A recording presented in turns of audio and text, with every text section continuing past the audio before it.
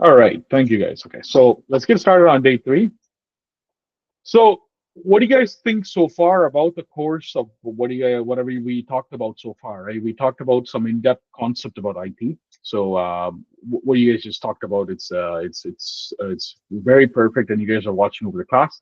And most of you guys are going through the journey as a new journey, right? So it will need you guys to watch the video several times for you to understand the concept, which is very normal. Okay, go through it. If you have any questions, send an email. That'll be the perfect thing to do for this sessions, right? So send an email about your questions, well thought email, and then list of what you have tried to understand as well, right? So we're not just blindly shooting questions. We want to shoot questions with whatever we researched about to the whole group, the way the whole group understands. Okay. And I do see that some of you guys have not accepted the calendar invite. So I will resend the calendar invite for you guys to just go ahead and accept it, meaning it will get into your you'll get into your calendar. So how? Okay, so I'll just show you my screen here so you guys can have a better view. Give me 1 second here, just loading it for me. Uh,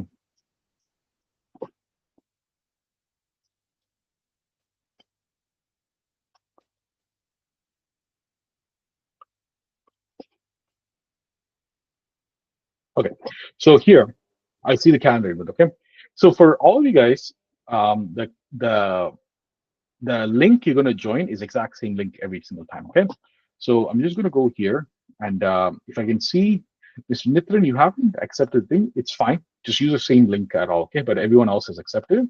I just have to add Sam. As soon as you send email Sam, I'll add you into that group as well. Okay, but once you guys approve it or accept it, you guys will see it in your calendar like this. Okay, and you guys should be able to click here and just click join with Google Meet. And for you to access the recording, you have to have a Gmail. Okay, so which all of you guys do, very good. Sam, uh, Sam as well. Just give me a Gmail and add you in. That way you get have access to our email our class recording as well. Okay, perfect. Okay, let's get started here. Sure, started. So perfect. Okay, so let's get started here. I'm just moving my screen. Just give me 1 second. Okay, so let's get started into the IT help desk, IT help desk role itself, which we've looked in a little more of overview. Now we're going to look more in deep into your role itself. Okay, what is an IT help desk role? So what you will be promotably working as is a tier one frontline support. Okay, well, as we talked about, first point of contacts for users, handle basic issue like password resets, printer problem, and login issues. These are the main categories that you will be definitely working on. Okay, which we will definitely when we go into the Microsoft Azure and Office 365, you'll know how to exactly create users, which is called onboarding users. You'll know how to exactly do role changes, which you'll be doing too. Meaning, if somebody is starting off as a, let's say, example as a HR, right, a human resource person, but they're now moving a different department. How do you do that? You learn that as well in our Azure classes when we go after next week when we go into Azure. We'll look at that too. We'll look at how to give them access to specific information they need to, okay, which is called access control. Okay, and use a script or knowledge base, so you'll understand how a base will work. I will send you guys some links to in terms of Microsoft links that you guys can refer to. A lot of the assignments that you guys will get, how it works is in class we will have in-class working sessions where I will show you how exactly an assignment should be done, and we'll cover 40% of assignments. Okay, and then we will expect you to do 60% more for the assignment. They're individually handed in, but work as a group. So usually for a work session, we will have the same class.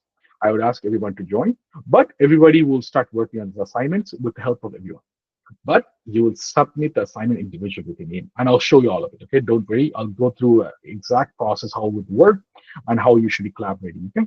And then what will happen is we will become as an IT team itself. So you'll be given a problem, you'll work on it your own with a group, right? And then you'll try solving the issue. I will not be stepping in until I need to step in. Okay. We will work slowly, gradually go into the how a IT team will work. Okay? And I will be acting as a manager, and you guys will be acting as a IT help desk analyst. Okay, that's how we'll get the most realistic life scenarios, and all the assignments are based out of real life scenario too. So it gives you a very good understanding of it, okay? And it'll be very beneficial for your resume as well. Right. So that's tier one. Tier two is more technical support, handles more complex issue.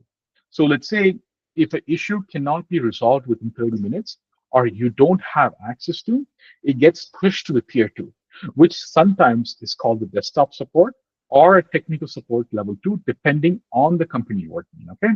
Has a deeper technical knowledge and may involve system configuration or advanced troubleshooting. The first role you will be landing into, it will be tier one role.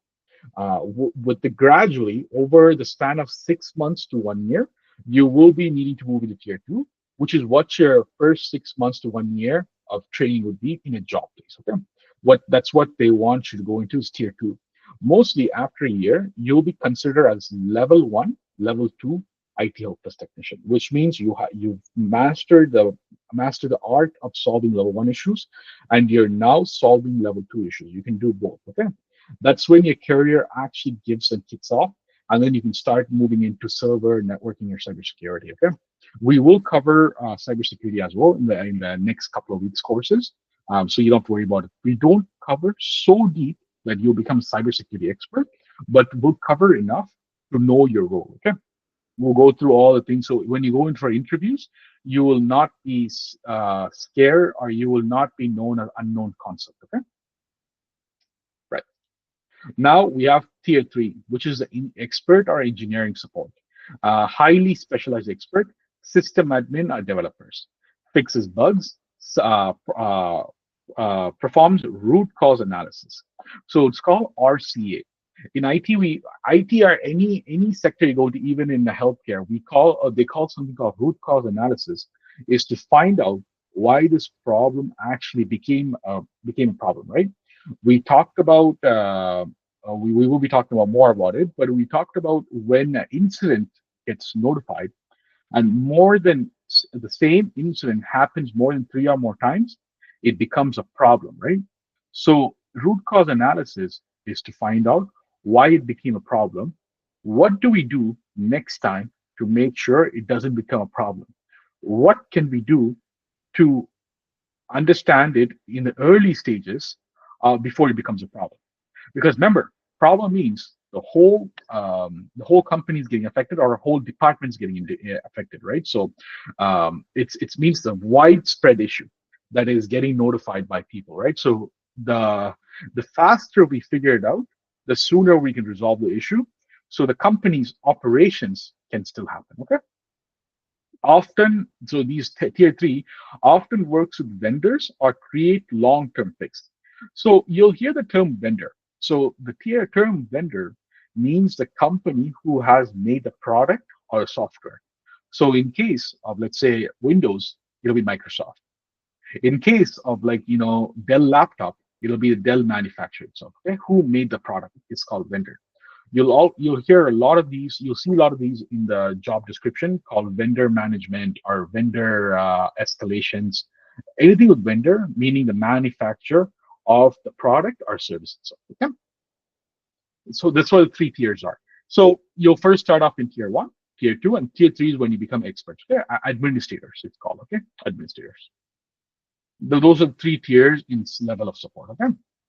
So you might see in right now in Indeed, LinkedIn, or Monster, whatever it is, they might have description for they might say help desk analyst or service desk analyst. Okay, help us focus on fixing immediate problems. Okay, right now, what is the issue? Let's fix it. It's more immediate problem. Reacts to issues. My email is not working. I cannot get into a connection. It's more of what's happening right now. What can I do right now? Right. And the goal is to restore normal service quickly. So if they're supposed to connect to the internet right now, help desk will actually help them to fix the issue and get them onto the internet as soon as possible. Okay, that is, it's more instant issue fixing. Okay, well, that's what the help desk is used for. Usually in a help desk, there's a lot of people that's working in help desk. Okay, it's in a bigger company, enterprise level companies perspective. Okay, whereas service desk is broader focus, includes help desk tasks plus more. That's what service desk is. As soon as you see the term service desk, there mean help desk task will be involved in it, but plus more. Okay, manages service request. Okay, that's a difference. So where you see as help desk is more fixing issues, and service desk is also fixing issues, but also fulfilling service requests. Meaning, if somebody wants to get, let's say, Adobe Acrobat purchased, right? Service desk will also be the one who's involving with purchasing the Adobe Acrobat and assigning the license to the user who asked and making sure it gets installed. And if there's an issue, service desk will also resolve it. Okay, you see how the workflow is, right? Now, a lot of companies nowadays, when you'll see a lot of it stating as service desk or help desk, but right now the term is being combined. And a lot of it you will see as service desk now. Okay, is because they don't have the budgetary to spend on help desk separately and service desk separately. So they now combined it into service desk. Okay, so if you'll see a lot of service desk, it just means that you will be fulfilling service requests plus fixing issue. And when I talked about buying certain things, don't be too scared, because a company will definitely have a process of purchasing certain things, and it'll be very well documented. It's either through something called a P card. P card meaning purchasing card that the company will have. It's a credit card, okay? It's a company-owned credit card that they'll make the purchase. So you'll have full training on it from a team lead itself. It's very, very straightforward. They have a card. They tell you exactly where to go and buy it. You buy it and you install it, okay? And you'll just have to present the bill. They'll tell you exactly how this is. Or a lot of companies will have a purchasing department. All you will do is, let's say, if Adhavan is calling, like let's say Ramesh, to say, hey Ramesh, I need to have Adobe Acrobat for my computer. You'll make sure that I don't have a license. You'll now send a request on behalf of Adhavan that I want to buy Adobe Acrobat to purchasing team, and purchasing team will purchase it and give you the license and you'll install. In a lot of scenarios, this is how it works. Finance will have a department called purchasing, and you just send a request to them and they'll purchase it and send you back the licensing key, and you'll install in Adhavan's machine and make sure it's working. And if there's any issues, you'll troubleshoot and fix, okay? Basic software installations. And you will have full guidance from your team itself to purchase. No company is same in purchasing. I've worked for a lot of companies, and each company has a different process in purchasing. So it's never a cookie cutter, meaning there's not just one process, it's multiple processes. Okay? That's how it works. Service desk usually part of the ITIL framework, which we're going to talk more about in this course. ITIL is developed by, I believe it's by the British Intelligence Services, to British military or British intelligence divisions to properly run IT environment in a company, and how it can be beneficial for the company itself, and how the IT team can prove they're being beneficial to the company. So the framework relies on how we can report to the management saying we're doing the work, we're actually delivering on our promises. Okay, that is what the ITIL framework does. And if you understand the ITIL framework, you will be very successful. And a lot of jobs nowadays ask you to either have ITIL certifications or be understanding of ITIL. Okay, it's very crucial, is because that's how 99.9% of the IT environment is run right now, and that's how it gets reported to the senior management. Remember when we looked at the C class, the director or executive class? That's how they get to know, because as I said before, they don't have too much time or the technical understanding of how IT works, but they have a very good knowledge of how ITIL works. It integrates itself with the management itself. Okay, that's how ITIL is created. It's meant for reporting in a non-technical version. Okay, that's how ITIL works. Any question on this, guys?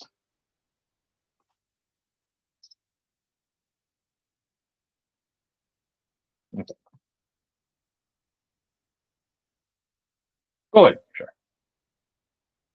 So should we do the certification before October, before we finish with the training? The ITIL certification. Yes, sir. So ITIL certification is very expensive. Okay, so I don't advise you to do ITIL certification on yourself. It's very expensive. I think it's like almost $600 or something like that. For me, I don't think it's too worth it. But you have to have a very good understanding of ITILs. That's what they look at, is because they know a lot of people cannot get the ITIL certification on their own. Even for myself, I didn't pay for my ITILs. The company did, right? Usually, when a company wants you to get ITIL, they'll pay for it. You don't have to pay out of your pocket for it. So I don't suggest you go ahead and waste your money on ITILs. It's way too expensive, and it expires after a year, and it doesn't bring any you know, it doesn't bring any value for the money you spend. You rather spend I'd say the certifications for me. I'd say I try to do like this way, like $200 or $250 for 2 or 3 certifications. That's how I would tell you guys to do. So you guys have a broader chance, right? ITIL itself, it's not too technical. Just to show you guys how ITIL report will look like. Here, I'll show you the one that I did for my manager. So you guys have probably seen here. 1 second. Just seeing if I can make this bigger for you. Okay, so let's see here. So this just says how many return to work tickets we got, how many new hire people could join the companies, and student access, password reset, folder access, and PSCG is a work type tickets. So remember we talked about ticketing system.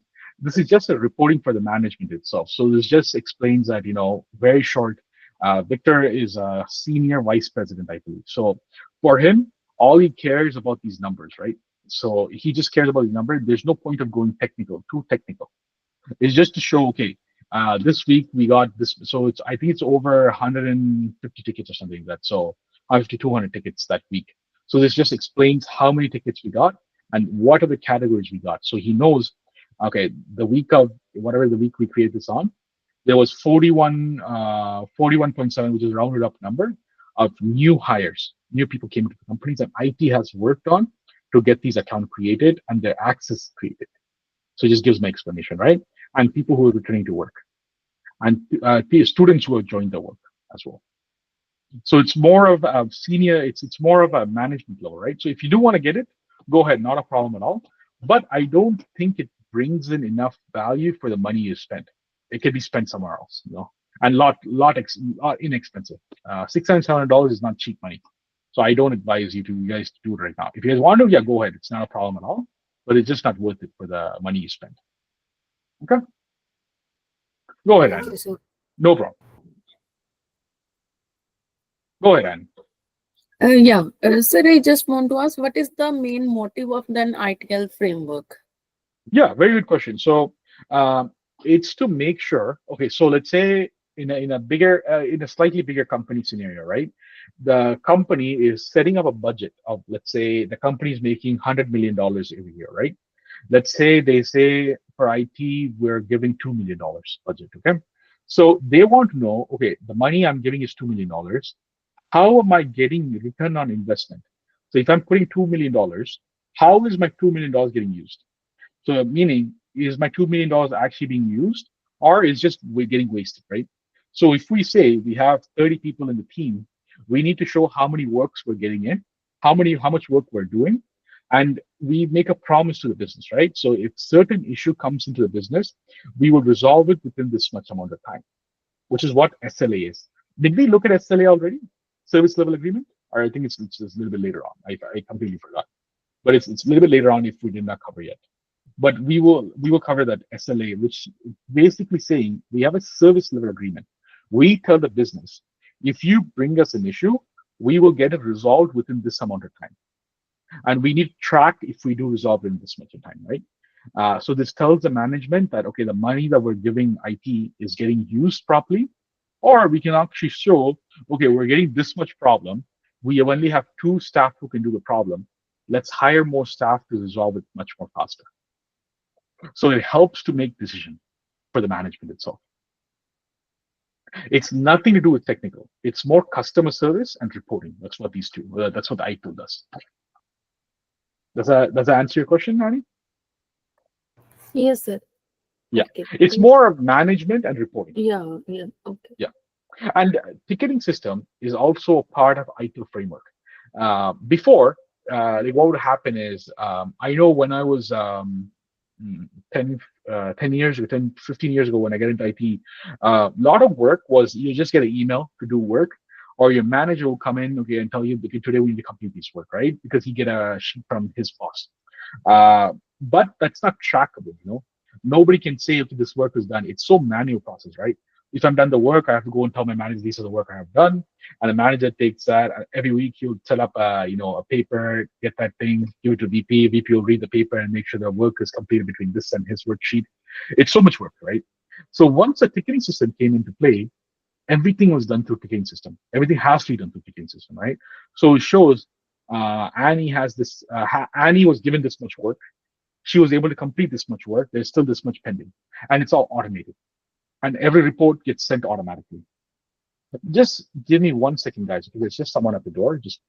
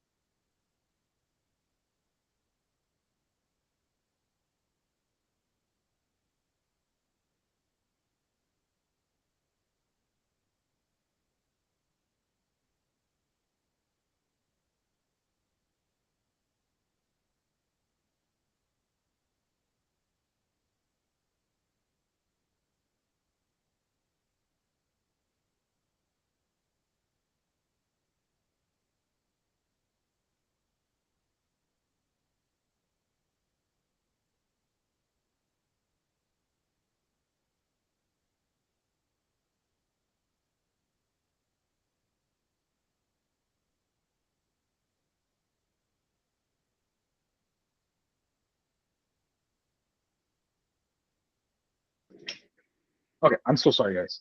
Yeah. So as I was saying, it's more for as I was saying about ticketing system.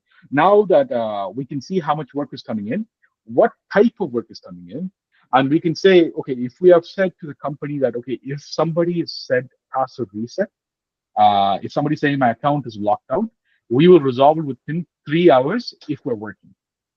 Like from 8 to 4 is our normal working hours. If somebody tells us in the working hours, we'll resolve it within 30 minutes to 1 hour, are we actually doing the promise we have given to that business, right? And if not, why are we not doing it? And if it comes down to because we're getting 300 people telling us, they cannot log in, but there's only 2 staff in service desk or help desk that can do it, we're short in staff, right? So the data can prove, and the management can give us more funding based on our data. Nowadays, management wants to make decision based on data, not just word, right? Because it's money involvement, right? Any company you take into, IT gets a budget allocated. Doesn't matter any company you go to. There's company that allocates maybe $300,000, $400,000 a year to $20, $30 million a year, right, for IT itself. But they want to make sure the money they spend, it gets well used. And if we need more money, we need to prove it through the ITIL framework that, okay, actually we're getting more work than how many people we have. So we need to increase the headcount, meaning this is the amount of money I need to increase it. That doesn't mean we always will get it, but at least shows a good data, right? That, okay, so this is why we're not working on it. Data can explain itself. Okay. Any other question, guys?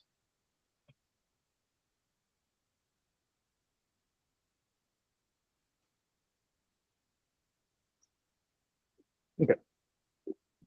Common help desk terminologies. What is a ticketing system?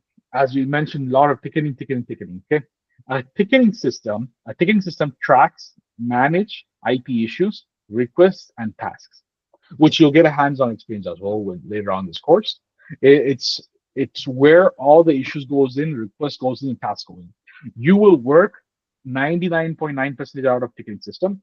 The reason why the 0.1% is in terms of urgency, the manager or your team lead will come and tell you to do this task, but then they'll ask you once you're done, record the work in your ticketing system so you have done the work. Okay. Every issue becomes a ticket with a unique ID. Okay, so a ticket itself will have a number that we work with. The number itself, the unique number, is how you will give as a ticket number itself. So when you call Rogers or the service, like your internet service provider, and when you have an issue, they will tell you something called reference number or a ticket number or a confirmation number. So when you give another person the same number, they can put the number into the system and pull a record based out of it and say, okay, this is what the other person has worked on. This is what the issue you have done. So it's just to reference the whatever happened previously or what you're working on. Okay, so that's how we go. It's a unique number for each issues, request, or task. Just give me 1 second, guys. I'll tell you. Just give me 1 second. I'll tell you what happened yesterday. There's a small incident that happened at work. I think.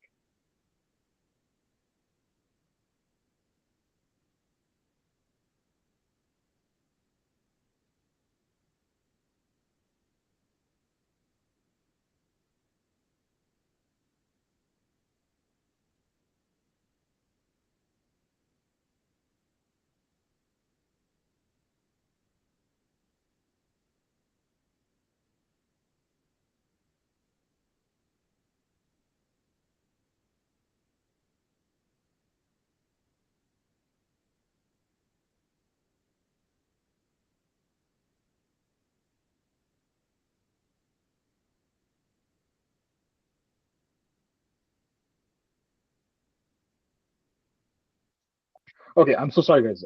So what happened last night was we had a small, a medium level cyber incident last night. So I've been up from last night. I haven't slept at all.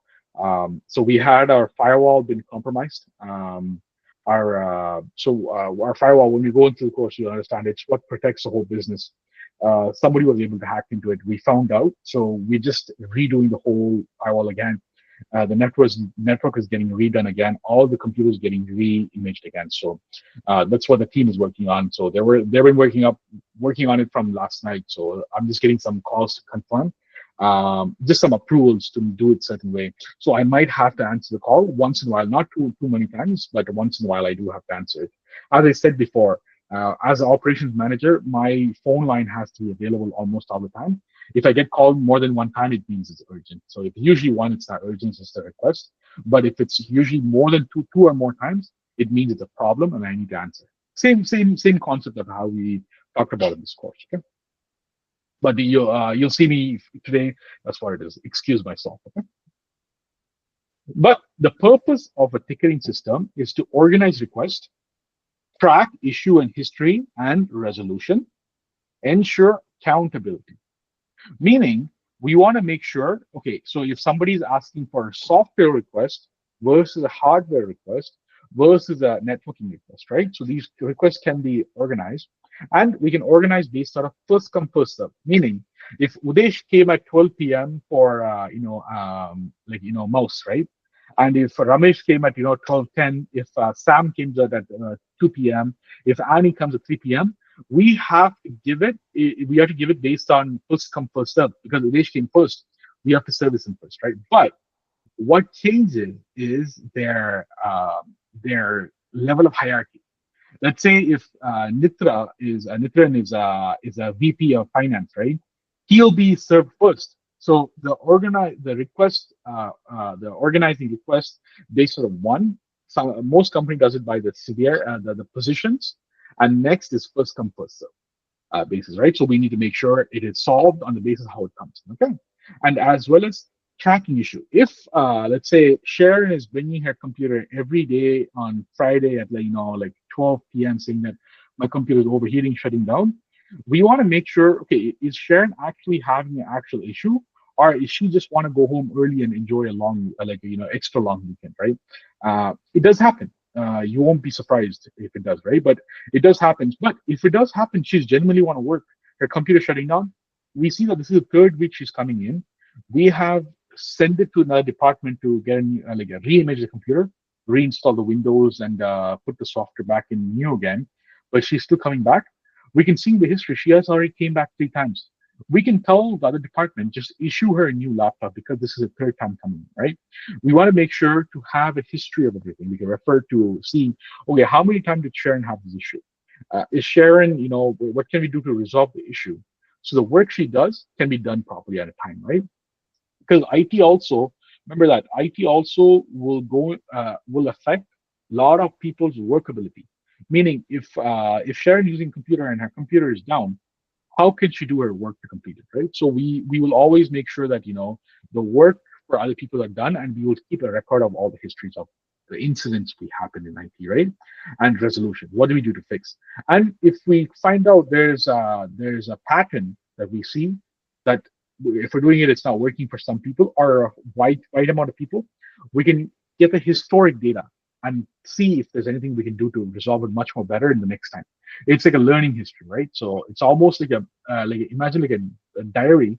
We're writing everything down so we can refer back to it in the future if we don't need to, and see what can we do to make it better for us in the future as well. Okay, and ensures accountability. If Udesh gets today, like, okay, tomorrow 3 other people are getting hired, he's going to get hired. We need to create them the account. We need to create them the access. We need to make sure the phone line set up. Udesh needs to be able to do that, right? Udesh cannot say that I didn't get any work because his ticketing system will have it. It is Udesh's responsibility to go in his ticketing system, what is assigned to him, or what is assigned to his group, and take them complete the work. Some companies will assign the work to you automatically. Some companies will tell you go and pick the work and do it. As long as there's work in your group, you need to go into the ticketing system, go to the group, and pick the work up and assign it to yourself. That's how it works. Okay, so it stays people accountable, and we know who the work has been assigned to. If there's a work that's sitting there, somebody has not done it, we can ask, okay, why is it not work not done, right? Because nobody can say I don't know, I didn't see it. Everybody can see it, everybody has access to it, or somebody assigned to it, right? So it is your job to make sure if there's any job in your group, you need to get it done, or if there's any job assigned to you, get it done. And so people can ask questions. That's the thing, okay? This will hold you accountable. Okay. Some of the good example you guys would have seen in a lot of Indeed thing is Zendesk, Freshdesk. ServiceNow is one of the huge ticketing system. Jira is also huge, and Spicework. ServiceNow and Jira is very, very good to know. There's ServiceDesk itself it's a big beast itself. ServiceDesk is the whole world. End of the day, ticketing system is a ticketing system. Okay, it does not matter what ticketing system they used to. It holds by 3 or 4 different pillars. We'll look into it a little more down the course. But the whole ticketing system gets built by 4 pillars, and it's all made through the ITIL framework to make sure it supports the business itself. Okay, any ticketing system you take, these 4 pillars will be the same. They might have extra features, but the 4 pillars will be exactly the same. Okay. Any question about ticketing system so far, guys? Sir, I want to ask one question. Go ahead. Yeah. Sir, tickets are associated with the issues only, or it can be associated with request or task also? Yeah. All 3 of them. All 3 All of them. 3. Okay. All 3. Yeah. If I was to ask, okay, hey Annie, I need to get let's say VLC installed on my computer, that will be a request as well. If I was to say my VLC is not working, that will be an issue, right? If I was to say, if I was to ask you, can you purchase VLC for me and install it for me? Purchasing will be a request, and installing will be a task for you. And if I have an issue, that will be if I have a problem with it, that's the issue, right? If I say it's not working for me, that'll be an issue. So all 3 of them will be in the ticketing system.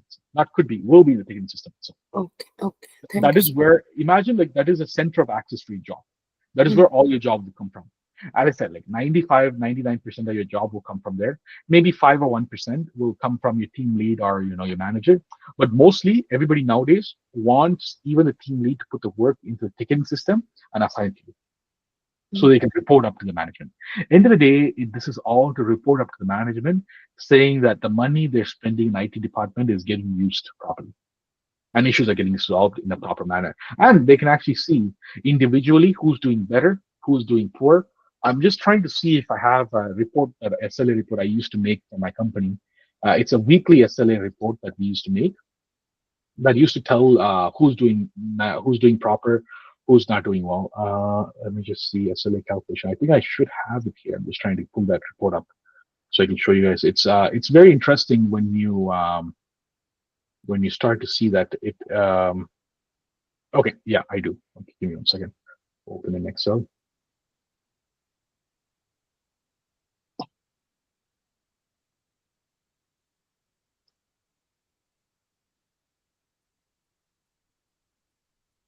Sorry, I'm just downloading it now. Okay, so 2022.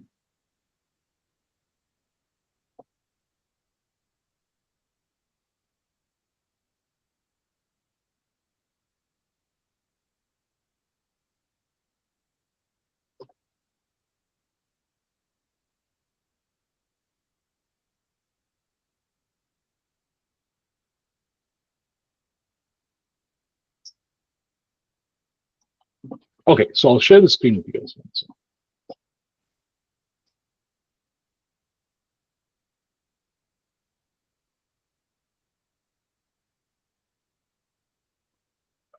okay, so you guys are probably seeing this graph, right? So what we promised the business that I was making the report for, we promised a 90, I believe this is a 93%, yeah, 93%, what we'll maintain for the business, okay? So when 2022 hit, the whole IT department for this big hospital, 3,000 people working hospital, went left because they said you have to get the vaccine medicine to be able to work in hospitals. So a lot of people quit because they didn't want to get the COVID-19 vaccine. You guys probably heard of this before. It was mandated, right? It was pretty much forced. Or you cannot work. If you want to work, you have to get the mandate, right? You need to get the vaccination. So a lot of people left, and I came into IT when this was at the downfall here. So for me, I built the team up so I can see I was able to prove when I came in, the score was at 68, 78, 71%. But over the gradually, so this was listed into weeks. So over the month of, I think over this starts in April to March. So over the course of 1 year, I was able to get the team from 72% to 98%. But this is true data, right? So this one has the exact numbers. I think it's over here. So it started up at 72, and you can see a gradual growth, and there's a dip here. This shows that all the team got very good trained, but 2 people left from the help desk, I believe, this time, which is the September and October, because a lot of people move jobs around this time or quit or something like that, right? The November time. So again, we picked I think this is the holiday season. So usually people in the September, students go away. We have internship students here who go away. So it drops down the score, and then it picks back up again and the thing. But then we finished off in 98% for the year, for the financial year, right? So which shows a very good progressive growth for the team itself under my management, which means now it shows that my management itself led to the company getting the promise we made was 93%, but we were able to improve from a 68% to 98% within 1 year. It showed my management skills, right, to the company itself, which is how I would negotiate for my raise as a manager. But like obviously it's a manager's duty, right? But if you see here, there's some calculation, there's a report, there's this shows for individual people. So it shows by the name itself and how much their thing, right? So how much their score they're getting on a weekly basis. These are all weekly basis. So if they're not working, they don't get anything here. But if they're working, they get a weekly basis how much score they'll be getting. Okay. That's how this works. And I think the next one should have a little more. So because I was just doing this at the starting, right? It looked a bit. It looked more mathematical. The senior management wanted something more visual. They can just put on the dashboard itself. And I think we created this. So I'm just trying to see if it's the right one. Yeah, so here, I'll share this one.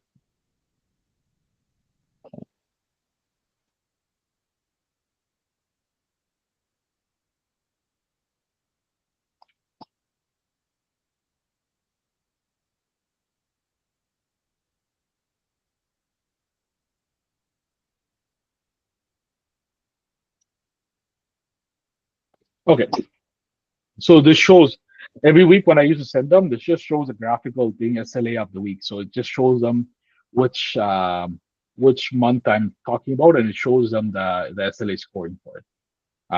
This will give them idea of every week. Every week I used to send the email. Every week on Friday, I believe at 3:30 or 4 p.m. I used to send this email to the senior management that says we're at this means the red means it's below below the 90% mark, and this yellow means safe zone, which is I believe 92 to 90 something. I believe I'm just not exactly sure the percentage right now. It's been so long I did it. Yeah, it's like it's over here. The value this one it means it's in the green zone. So this will create based out of, if I was typing 80 here, this will just move the thing, right? So I believe this is 91 will be the yellow. Yeah, 91 will be the yellow. So it's just to show a visual representation to the senior management. They did not want to see the graph too many times. Once a year, only they want to see it. So they just want to see something every email at Friday at 5, like I think 3:30 or 4 p.m. before they leave home. They just want to see how they did this week. How's IT doing this week? One, this shows my skills in here, and also two, it shows IT going, right? So this one, if you see this one, it shows a current backlog. So this is service request. So we have currently, at the time when I did this, we have 154 ticket that was not resolved. 154 service requests for that week itself. And then we had 45 incident reported that week that we could not get done. And this is how the aging is. So what is this amount that is more than 30 days, 60 days, and over 9 days? There was three incident tickets that is more than 90 days old.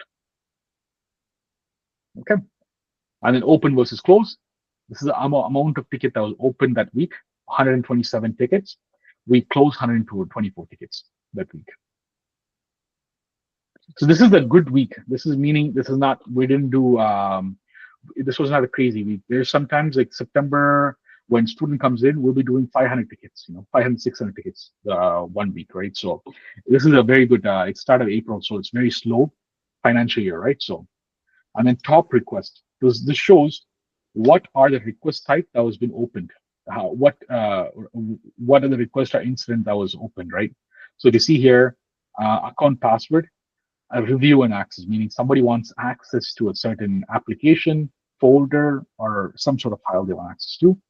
If you see this one, this is a position change. So somebody's moving from a different department to different department. Somebody wants a reclaim of device. Somebody wants their computer back. Position change access. Somebody wants to get access for a position change they have completed. ERP access. So this is for enterprise resolution planner access. They want to have manager or admin access to it. So it just pretty much explains the top 10 request type that we have gotten that week. It's just to show the management exactly this is what we're getting. But this gets put onto a Word document and our email and sent to them very neatly. I don't have the example of it because it's too much sensitive information, but it just get put into a nice email and sent to them. So they just take 2-3 minutes and view it. So if there's anything off, if we're getting, sometimes you might see password and password reset here, maybe 400. And I might get email back saying that why is we have 400? There was, I think later on the year, we had one incident where the server went down and we had over 600 people whose account was locked. So we had 600 tickets, right? And everybody was concerned. Why is there 600 account? And why is there 600 people requested for a account unlock, right? And is there something that we can do to root cause analysis, RCA, to see what can we do to not have this problem again in the future? So, but it takes a senior management only 2-3 minutes to view these, and that's what ITIL recommends you to create like this to show. Okay, does that make sense, guys?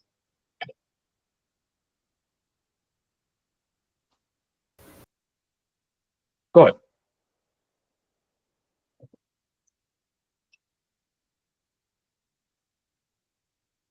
Okay. What is an incident? So an incident is an unplanned interruption or reduction in quality of an IT service. So if there is something that happened without anyone's planning, if Sharon comes up to me and says, "Hey, I'm not able to log into my account," that is an incident. She could not log in. Something that was working unexpectedly stopped. Okay, that's affecting Sharon's to do work. Like cannot connect to Wi-Fi, email not sending, printer not responding, blue screen on startup, blah blah blah. Anything that one person says can be incident. That is, they're not supposed to. They're supposed to be doing it, but they couldn't. Now, here's the thing: some people will assume that they're supposed to be doing it. So just because Nitran has access to access YouTube.com on his computer does not mean Sharon needs to have access to do it, right? So sometimes Sharon would say, "Okay, YouTube.com is not working on my computer." Now you might go in and check. She has a restriction based on her job not to go on YouTube. Um, she thinks she's supposed to, it's not working for her, right? So you need to find out, is it an incident or is it a service request? Sometimes incident can turn into a service request. It gets confusing. It's because she never had access the first one. So that's what you have to find out, okay?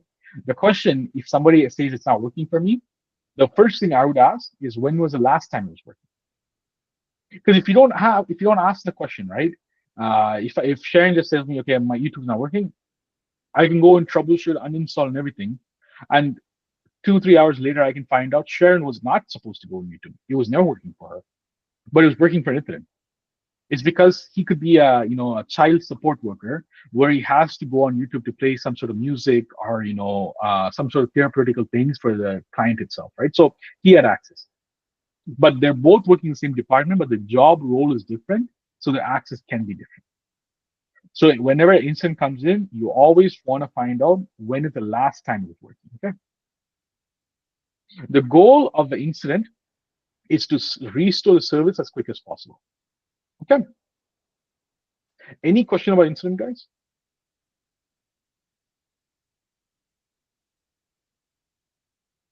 Okay. What is a problem? Now, there's a fine line between incident and a problem. Okay. A problem is the underlying cause of one or more incidents. Okay, let's go back to the scenario of Sharon saying, I'm not able to log in. Now Sharon says that's an incident. Now Udesh comes in and says he's not able to log in. Okay, that's another incident. Now Ramesh comes in and says he's not able to log in. Okay, that's another incident. Annie comes in and says she can't log in. Okay, that's another incident. Nitra comes in and says he can't log in. Okay, you see the pattern now, right? They're not able to log in. Now it's affecting multiple user, but it's same incident, but it's affecting multiple user. It becomes a problem. Multiple issues with the same problem or more problems same incident can become a problem, okay, for the business. So like example, frequent printer crashing due to a faulty driver, regular login issue caused by corrupted updates, people not able to run some sort of program like application that they're supposed to run multiple people. But you will need to come up with, is it the whole company's affected? Is it a floor affected? Is it a department, or is it an individual? So let's go again from the top to bottom, right?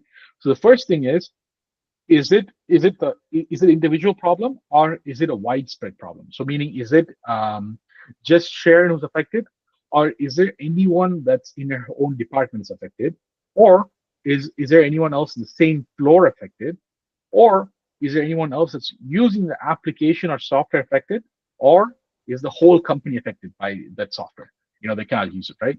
So you want to make sure you find out who can access, who cannot. More than 3, or some company has it as 3 or more is a problem. Some company says 2 or more is a problem. Some company can say 10 or more is a problem. But It's all the company that sets, right? It's their own saying, okay, if 10 people complain, then it should be a problem. You can just ask your team lead once you join, at what point does it get escalated to a problem?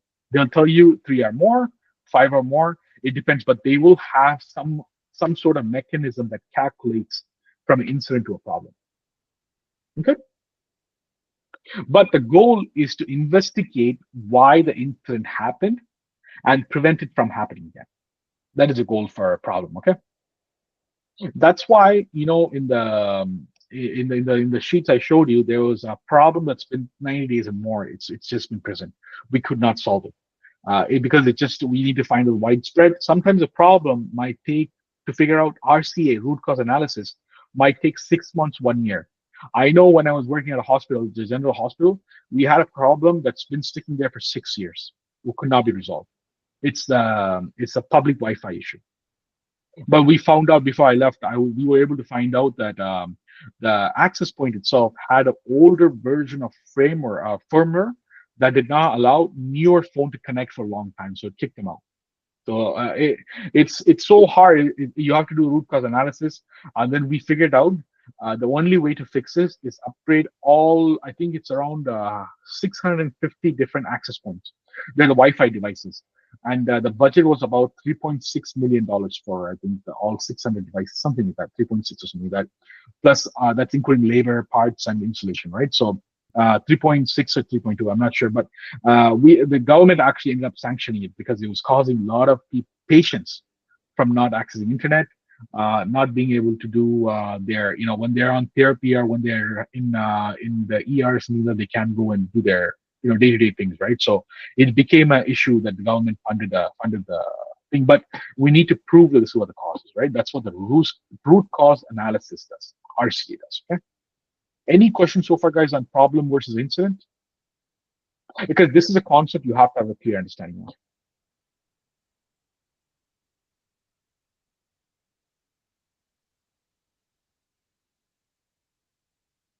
All right. What is a service request? It tells by its name. If somebody's asking for a request to get access to a software, versus a new software, or to access certain things. Okay, it could be anything related to purchase, access, hardware, software, networking. When they want to get something new, that meaning either they don't have access anymore, or they want to get new access. Okay, it could be that in my previous role as an IT technician, I had access to doing, let's say, Adobe Acrobat. But now as a manager, I don't have access anymore. So it's still a new access for me, but I didn't have access to it before. Because of my role change, that access has went away. Now I have to request it again. Okay, you'll see a lot of this. A lot of companies will, if they want access to a folder that is owned by a different department, the manager of the department has to approve it. And there's a process each company, it's different for each company, trust me. Some companies have something called folder owners.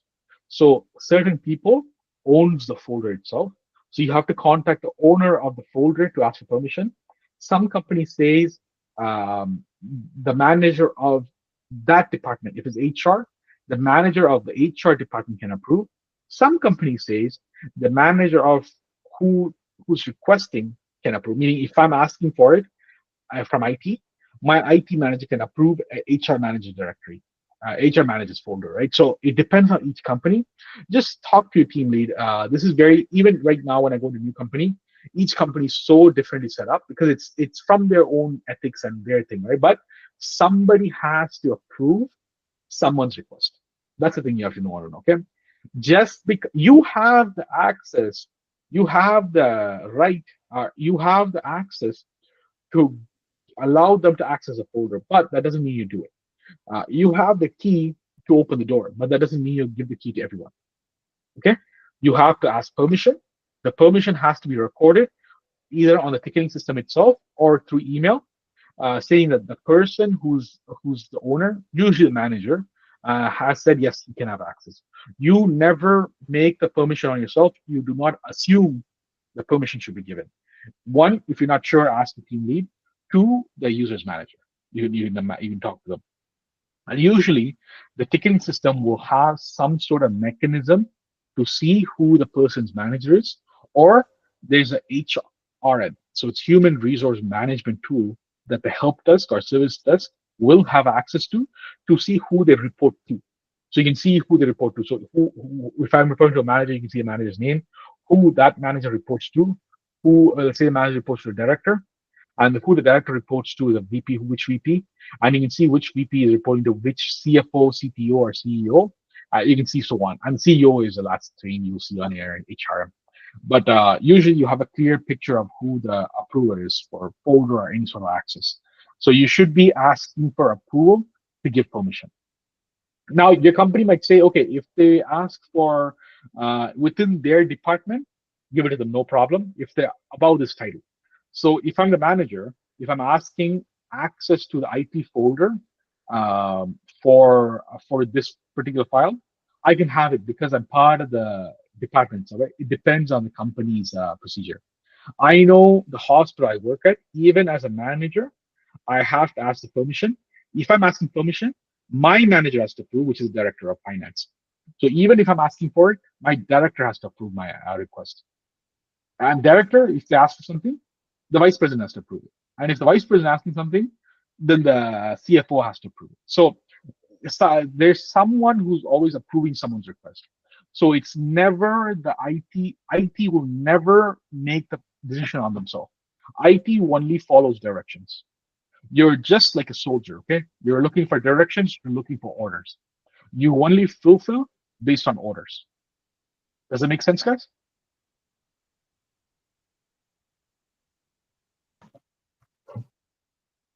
Go ahead, Sam.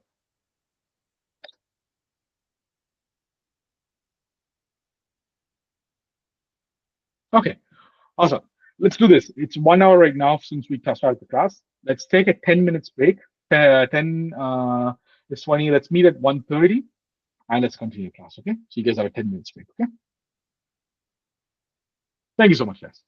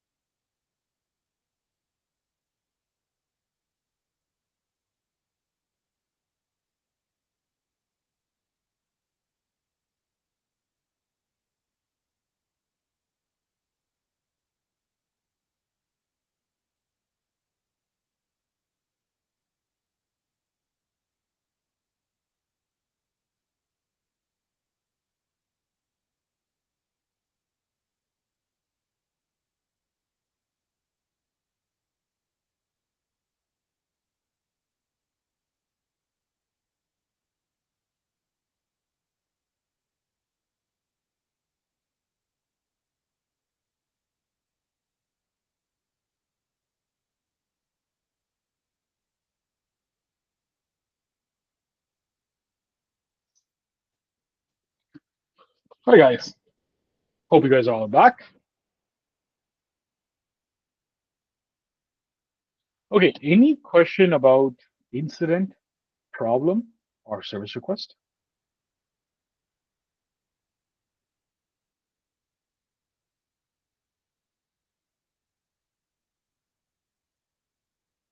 Okay, so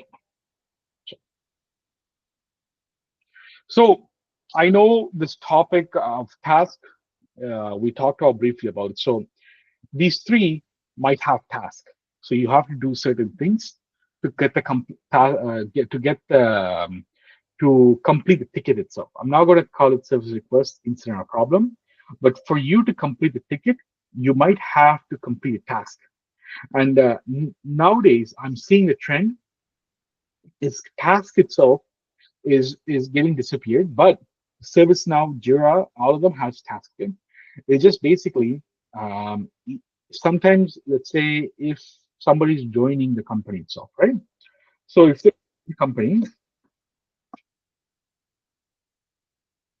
somebody's joining the company, you need to make sure that they have, a computer account, maybe a Wi-Fi account, maybe a cell phone, maybe email account. Those all will be considered as tasks, and they'll be automatically attached to the request ticket itself, automatically. Okay, or you might be asked to create a task. It depends on the company you go to, or sometimes they're part of the ticket itself. So it just depends on the company, but tasks are associated with the ticket, okay, to complete the ticket. And usually, if it does, you have to complete all of the tasks if they're automatically created to close the ticket itself. Okay. Okay. Does that make sense, guys? Awesome. So summary, what's the difference? Incident, something broken. Goal is to restore service. Example, email will not load. Okay. A problem is multiple incident that triggered by multiple incident. Goal, find the root cause and prevent it from happening again. Example, server crash every Monday. Service request, a user needs something. Goal, fulfill the request. A request to access the VPN. Okay, these are the examples. Does that make sense? It's very straightforward, and this is the main pillar that an ITIL framework is made of. Does that make sense, guys?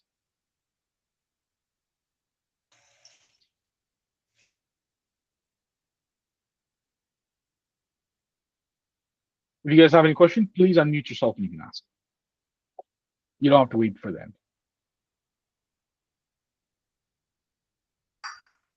Okay.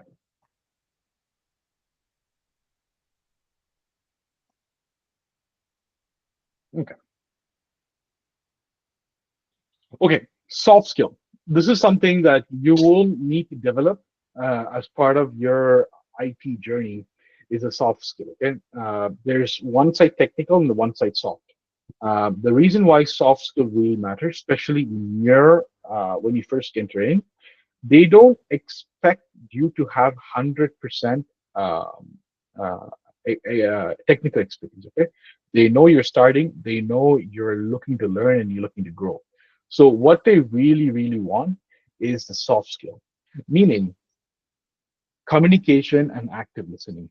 These are the two biggest things that you have to work on to be successful in IT or to enter in IT. Clear communication. Use simple, jargon-free language. Don't get too technical when you answer when they ask you an interview question or when you talk to a user. Understand that the user does not need to know technical understanding. Okay, and understand that the user, the person who's asking you something or telling you that they're having a problem, does not need to know anything about the problem. So all they need to know is the symptoms. You're there to find out. You're like a doctor. Okay? They're the patient, you're like a doctor. So you're the one who has to ask the right question. You're the one who has to document everything. If it needs to get passed on to the next department, you have to pass it on. Mostly the first job you'll get, mostly will be level 1 / triaging. meaning getting all the questions, getting all the things, answer for all the questions they have set up, and passing to the next team. If it can be resolved within a smaller time of frame, each company has their frame. Anything less than 30 minutes, you guys resolve, like password reset, printer installation, email setup, those type of things you guys will do. Next thing, you get passed on to tier 2. You guys will be working toward going to tier 2. Should not be staying in tier 1 more than 6 months to 1 year. Okay, going to tier 2 after in the 1 year mark. That should be a goal. Very, very realistic goal. Okay, active listening. Let the user speak without interruption. Let them listen, hear out what they're exactly trying to say. Paraphrase to confirm and understand. So what does paraphrasing mean is, let's say if Udesh is telling me, okay, hey, I'm not able to log in, right? I'm not able to log into my computer. I'm trying to do my work. It's 8 a.m. right now. I'm getting late to work. I would be like, hey, Udesh, just to confirm, you're trying to log into your work computer with your username and password, and you're not able to log in. And if Udesh is correct, that's perfect. But if Udesh is like, no, I'm trying to log into my home computer, that's a different issue, right? So listen and paraphrase after it just to confirm. And just to confirm, Udesh, just to confirm, Udesh, you're trying to log into your Windows computer with your username and the password, but you're not able to log in. And I would ask, when was the last time Udesh you were able to log into your work computer? Now he would tell me maybe 3 weeks ago before he went on vacation, he was able to log in. So some companies, as you saw in that SLA report that I made, you saw RTW, return to work. So some companies will have policies saying, if, let's say, example, Udesh is going on a 3 weeks vacation, especially government hospitals and a lot of public companies, they don't want you to go and access your work-related things during your vacation. So they will actually block your account. But they might not have reactivated the account when you came back. So when you rephrase and ask them, and when was the last time you were able to access, you'll understand, okay, the company policy is the account will be blocked. And then you can go and work your way to the loop. Okay, we'll go through troubleshooting stuff just later on the course. There's something called STQ, standard technical questioning, that you can ask. That will give you more answers. But it's just repeating what you said, not just like like a recorder, but you're understanding it and saying it in a slightly different version, so they confirm, and you confirm what they exactly says. Okay, ask clarifying question when necessary. So I can ask, Udesh, can you tell me more about can you tell me what is your username, just to make sure he's not trying to log in with his email with insert username, right? So a lot of people confuse those two. So just to be more clear and understand, and maybe ask him, is he at work or is he at home? Knowing where he is, those type of things, right? But it's necessary to ask clear questions, okay? Not just just take yourself 30 seconds, think about it before you ask. You want to ask clear question, not to confuse the user too much, okay? Example, so if I understand correctly, the issue began after the recent updates. So like something like that, right? So like you want to try to get a more understanding of the problem they have. Imagine just like a doctor. When you go into the doctor and say you have a body pain, they're going to ask you a certain question, right? But you don't know the answer. You're not a doctor. You're there as a patient, right? You know it hurts, but you don't know why the reason is. The doctor's asking you this question to get the right answer, right? As soon as you go in for a headache, imagine doctor says, oh, you might have a brain tumor, right? That will confuse you and that will put you in a state of, oh my God, I'm going to die. But it's more of, it's more of a question to ask, gradually to ask what the diagnosis is and try to get a more educated guess on where the issue might be, right? If Udesh is trying to log in from his computer at home after 2 weeks vacation, his computer has been disabled, he will not be able to log in. So maybe the company policy, right? But just understanding the background of it and rephrasing it and asking the clear question, is he at work or is he at home, might give you a bigger picture to a small problem, right? Which in terms, you might be able to resolve it within 30 minutes. When we talk about STQ is developed. So it's not me who just developed it, but I refined it more for my sake of when I'm training the team, right? So I used to train a lot of service desk and help desk. That is part of operations, is to train service desk and help desk when somebody comes in new, just like you guys. STQ helps a lot once you start asking the question, is to get more in-depth picture of what that problem is. Okay, so I'll tell you more about it and how the questioning will be. And you can use this for anything, pretty much anything in your life, and it will get you some answer from the people. Okay, but obviously, if they don't know what, like an example, if they don't know where it's hurting, you wouldn't know why it's hurting, right? But they need to know something, but you need to extract information from them. Okay? That's what your job is: extracting as much information from them as possible to come up with a diagnosis, or come up with a highly educated guess of what it could be. Okay. Any question here, guys? Communication and active listening. Are you guys all sleeping? Questions. Okay, no problem. Just teasing you guys. Empathy and patience. Okay, so this is a big portion of your job. Okay, a lot of people will be frustrated if sometimes some people come in saying that my computer is about, it's not working at all. I have a presentation. My work is about to start at 8:30. I have to be in this meeting. You'll have a lot of these things. Okay, empathy. Acknowledge the user's feeling. Okay, understand that they're frustrated to do the job. It's nothing personal.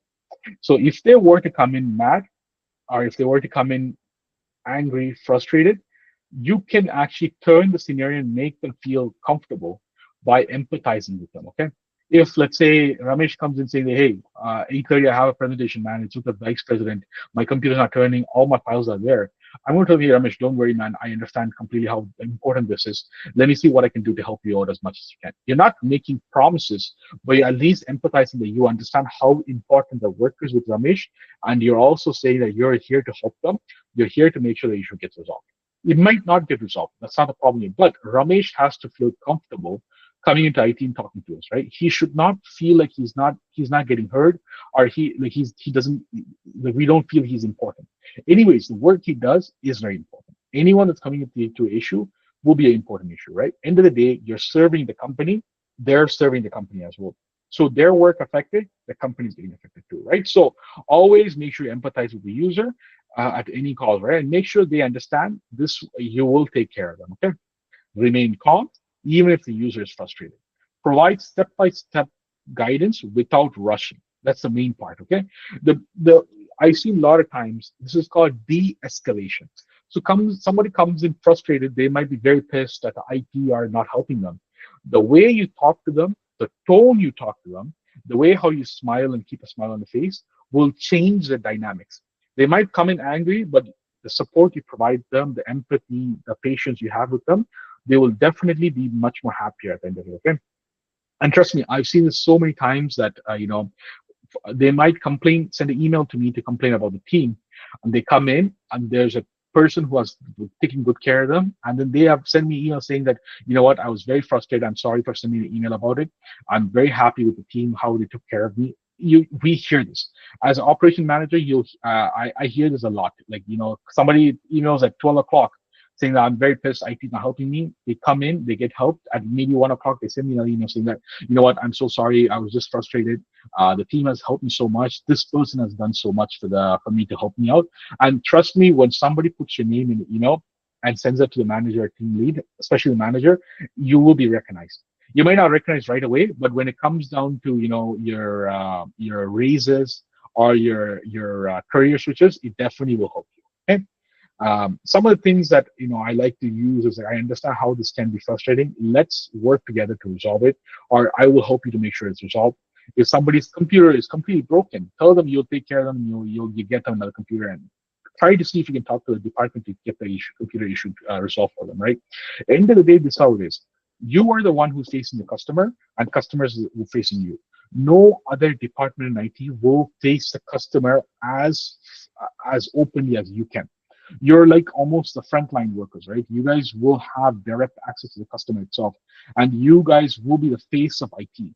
Your guys' attitude, your guys, the level of empathy they show will show how IT department cares about the work itself, right? So that's why the service desk or IT help desk, it gets the most amount of the respect and the most amount of work, as well as most of the recognitions. And there's a lot of times that people bring in donuts, pizzas, coffees.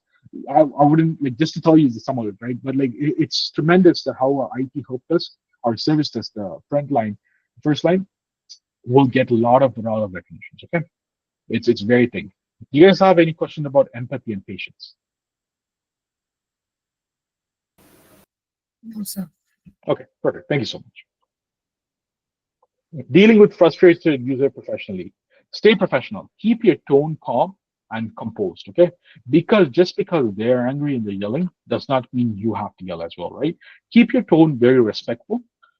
Don't talk in a way that your tone sounds like you're being very rude, right? So I know some people not intentionally, but sometimes by mistake they might have a tone issue. The easiest way to understand it is whenever you're talking to someone, just put your phone onto recording and hear it.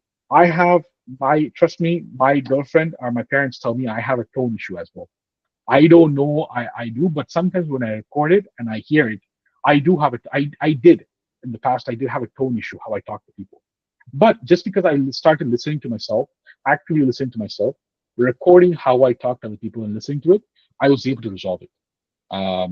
It's just it's not like for me because of work pressure and work tension. Sometimes not intentionally my tone might change, but that does not give me the excuse to stay same as is, right? The only way you to resolve it is to record how you talk to other people, listen to it, and that's how you'll improve. And trust me, 5 years ago me and 5 years ago later me is completely two different persons. But I have the same amount of frustration, same amount of anger, same amount of everything. But it's just my tone has changed completely. It makes me look like a nicer person. Okay. Avoid talking avoid taking comments personally. Means if somebody is frustrated and yelling, don't take anything personal. They're not pissed off at you. They just want to get their work done. Okay. If it goes beyond a point, definitely get your team lead or manager involved. You should not be insulted at them. Okay. There's a difference between insult and there's a difference between frustration. If they're insulting you, take yourself away from that situation itself. Contact your manager, your supervisor, and have them deal with it. You don't deal with it at all because you should not be at workplace. It's safe for everyone. It does not matter of what the issue is. They cannot be insulting. Okay, there's a difference between frustration. There's a difference between insulting. When you see that, report to your direct supervisor right away and get your supervisor involved. If you don't get involved, okay. De-escalation technique. As I said, de-escalation is when they're so frustrated and they're above the roof.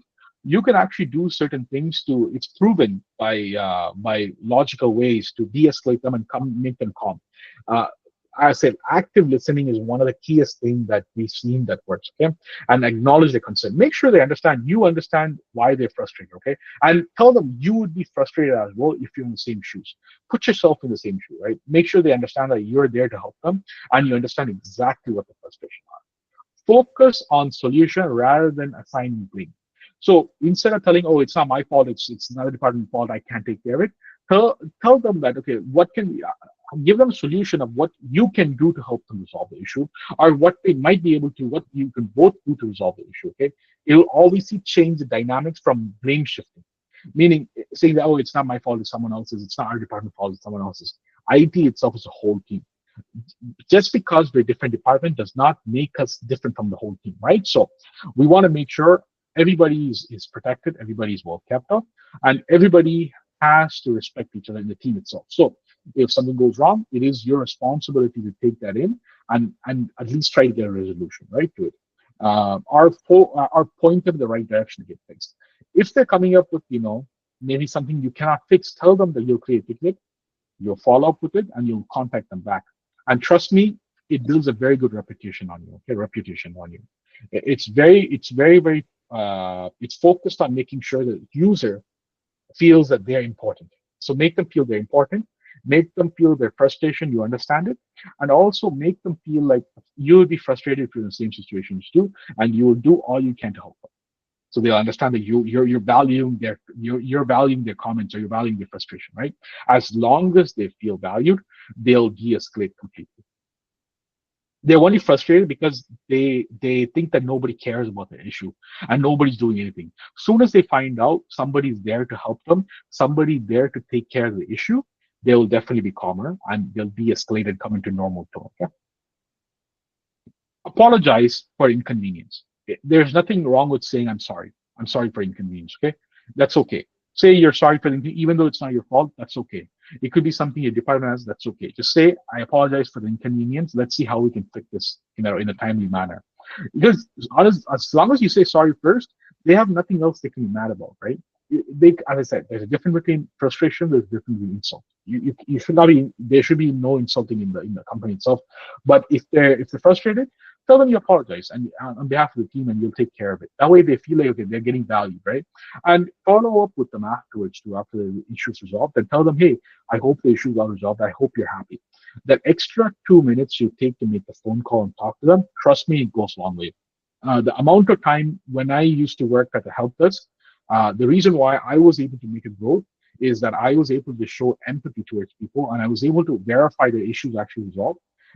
If the issue is resolved today, I'll probably call them again tomorrow or day after tomorrow just to make sure they're okay and everything's working fine.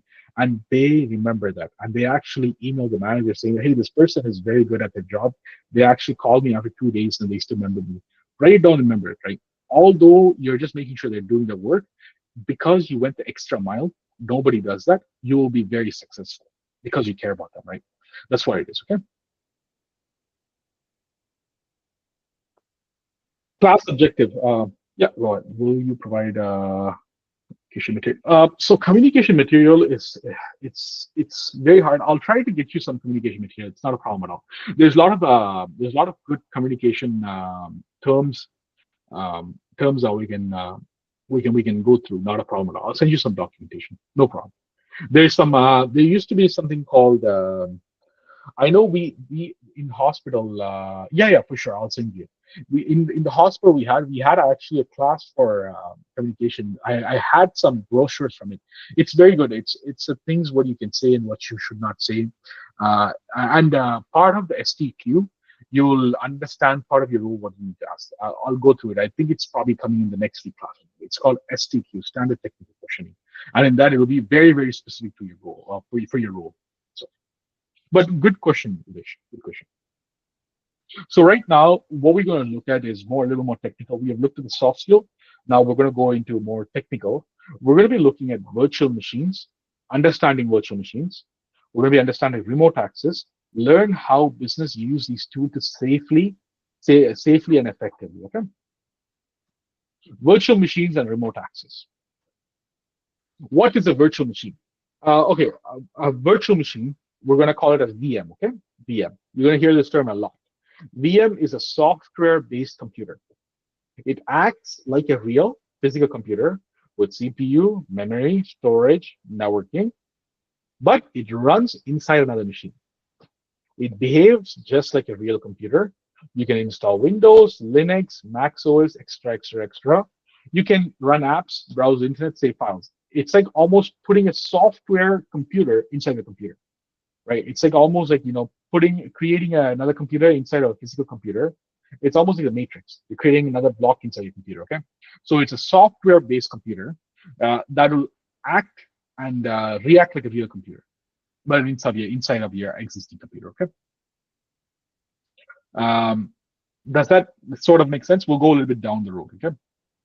But feel free to stop me and ask me a question, no problem at all. Okay, unmute yourself and you can ask me a question. Or raise a hand and ask me a question, but you can feel free to unmute and ask questions. Because it's a concept you have to understand, okay? Example, imagine your physical laptop is a hotel, okay? A physical laptop or a computer, doesn't matter, it's like a hotel. Each room inside the hotel is a virtual machine. So imagine you have multiple rooms, right? It's a virtual machine. Each room, virtual machines, VM, can have its own guest, furniture, activities, operating systems, and apps without affecting the others. Does that make sense? More sense for you guys? Imagine computer is a big hotel. In the hotel, you have multiple rooms, right? That is the VM, okay? And the VM can have its own operating system and can run its own apps. Maybe your computer is running Windows 11. You can have a virtual machine that is running a Windows 10. You can have another virtual machine in the same computer running Linux. You can have another virtual machine in the same computer running Windows 7. So now you have a Windows 11. Inside of it, you have a Windows 10, Linux, and Windows 7 all running inside Windows 11 as its own computer itself. Does that make sense, guys? And for each computer, it doesn't see any difference. It thinks that it's a computer itself. It doesn't know that it's getting created inside a computer. Does that make sense, guys? One more time, please. Yeah. So, okay, imagine your computer itself is a hotel, right? Big hotel. So inside of your computer, you have Windows 10, Windows 11 installed, okay, on your computer itself. In the Windows 11 computer, you're creating a virtual virtual machine that is Windows 10, right? You're creating a one section there, Windows 10. Now you're creating another section, Linux, some sort of Linux OS operating system, okay? And then you're creating another machine inside of your machine for Windows 7. Now you have like almost like creating a virtually creating a computer. That operating system thinks it's its own computer. It does not know the difference between a physical computer and a virtual computer. So it thinks it's a physical computer. You can interact with it like a physical computer. Does that make sense, Tom?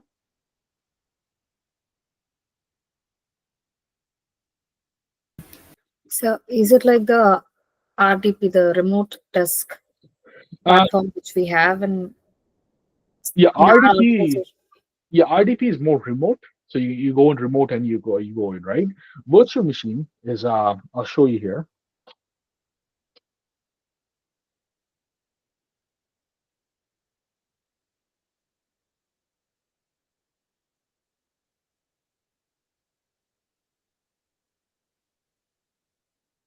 Okay, so this is a software called VirtualBox. Okay, so in the VirtualBox, I have a Kali Linux operating system.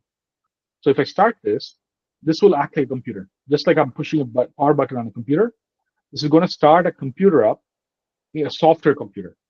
But for that, Kali Linux itself does not know it's getting put inside a virtual, like a software-based computer.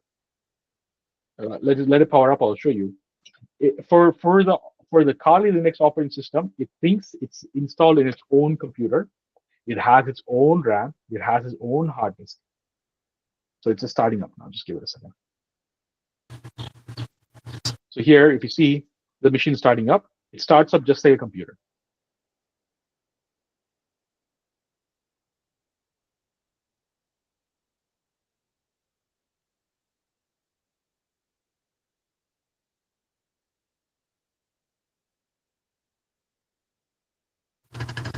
So right now, my computer is running Windows 11 Pro. But inside the Windows computer, I have a software called VirtualBox. That VirtualBox software is now acting like another computer inside my computer and running another operating system. So this is just going to start like a computer, how your laptop, when you press the power button, it's going to act like that. So it will take the space from the hard disk, right? So if from the computer's hard disk, it'll use the RAM and everything, but it'll keep it separate. Separate, okay.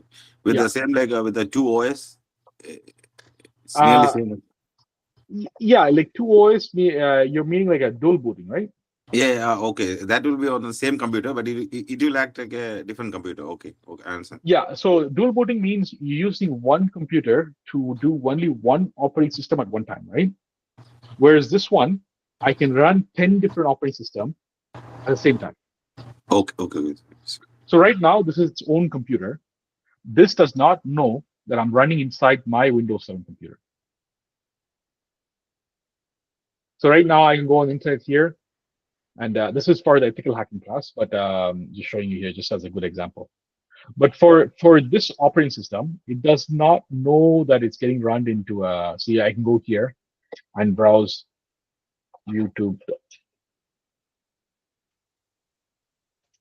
YouTube.com, and from this computer, from the software-based computer, I'm accessing YouTube.com. But for the software-based computer, it does not know it's a software computer. It thinks that it's still on a physical machine itself. So I go to YouTube and you go ahead and watch news in here. So this is my Windows 11 operating system, but this is a Linux operating system run as a virtual, like a software-based computer. Okay. Now, if I want to power it off, I'll just do the same thing as if I'm going to power off a computer. Yeah, go ahead, son.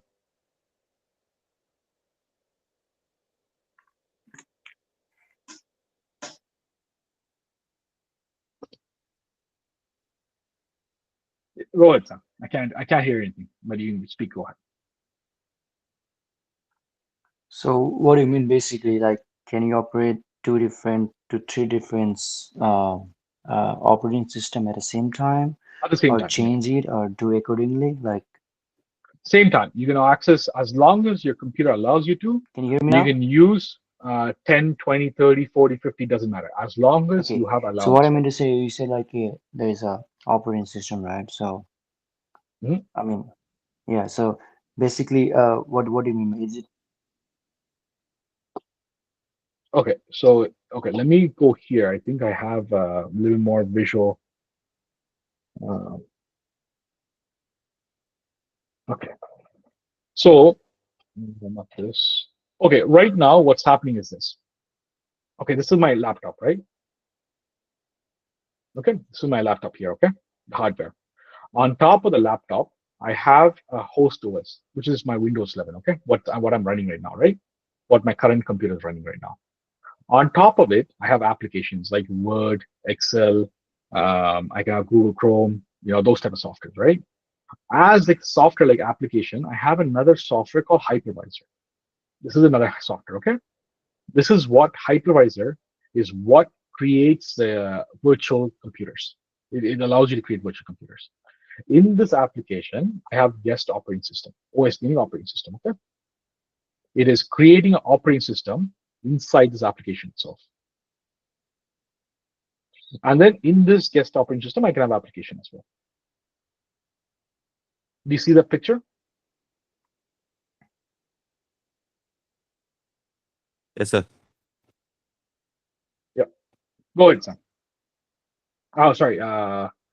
Sharon, go ahead, Sharon. So I understand the basic behind it, but Mhm. I want to see why is this kind of a virtual machine is used, Very or good.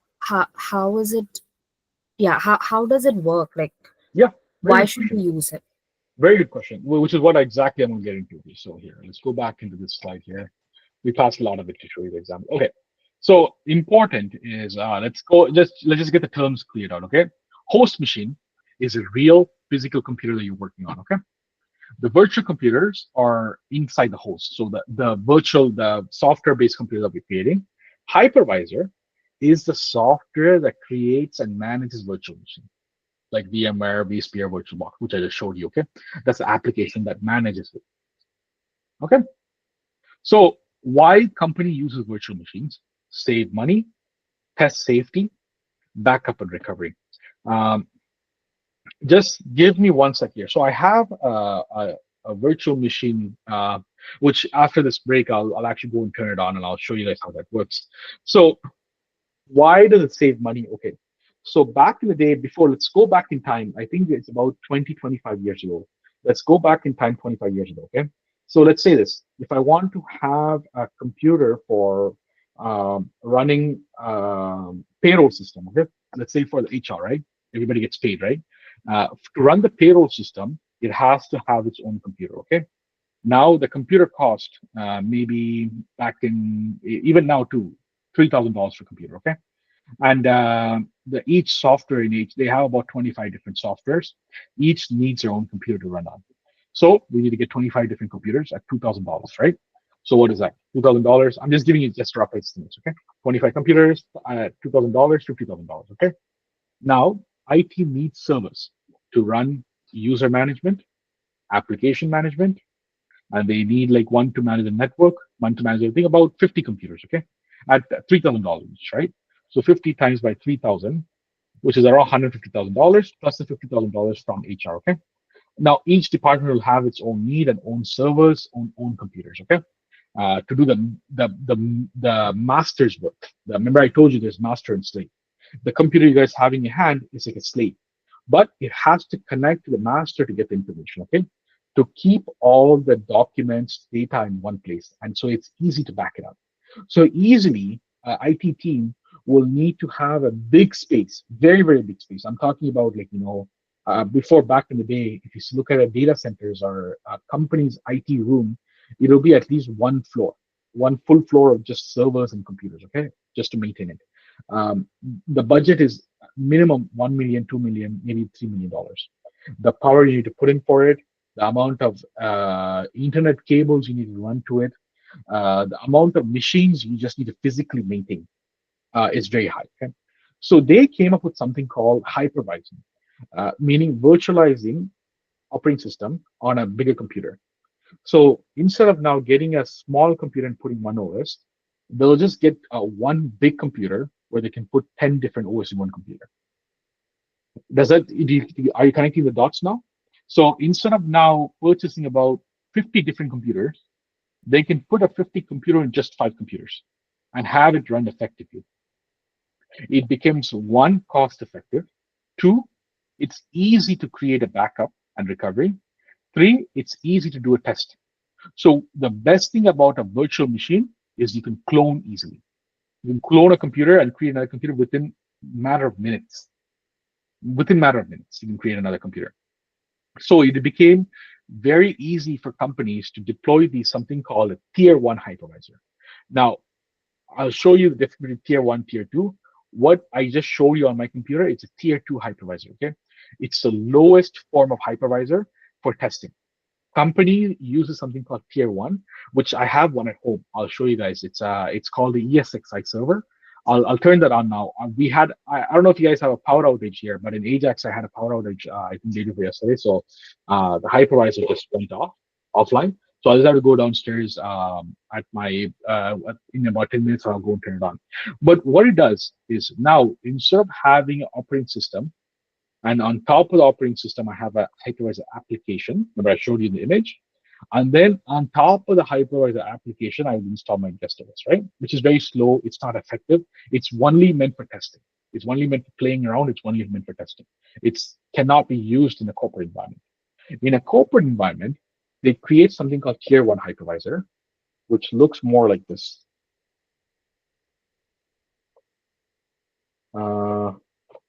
Which looks more like, so this one is what you can do in your tier 2.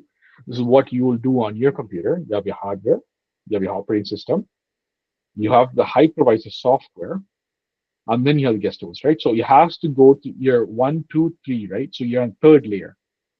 Whereas a workplace can actually have hardware and the hypervisor itself as operating system. Whereas the 2nd layer, it has direct access to the hardware itself.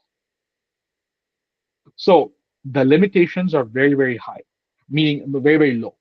And take tier 1. You can use 90% of the computer hardware to create virtual machines. So I'll show you the one I have right now. I can create and run minimum of, I think, 60, 70 operating systems in one computer and run them. I can create minimum 10 servers, maybe 20 different operating systems. I have, I think, maybe 10 Linux systems they're running currently. I should be able to. No issues whatsoever. It has enough. That machine is just meant for hypervising.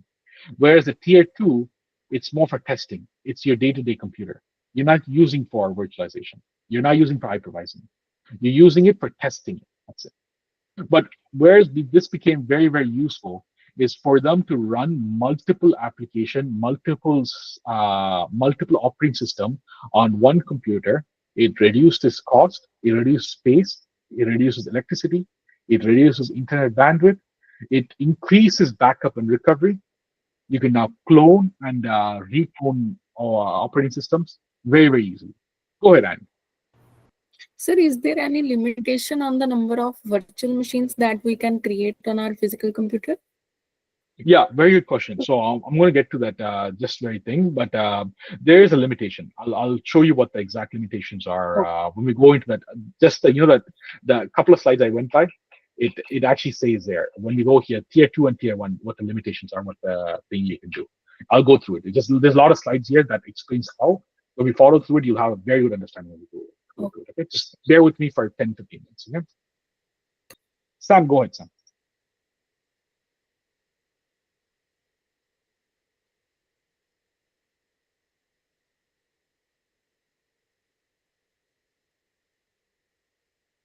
Sam, did you have a question? Okay, no, that's okay. Sorry, man. Okay. Okay. So next thing is flexibility.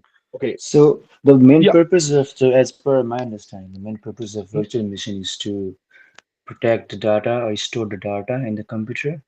Is that what you mean? It's some other things, right? Yes. Like So one could hold be on, like, wait. yeah, go ahead. Yeah, go ahead. Go ahead. Can you hear me? Yeah, go ahead, Sam. Go ahead. Can you hear me now? Okay. I So can hear you as now. per my understanding, the main purpose of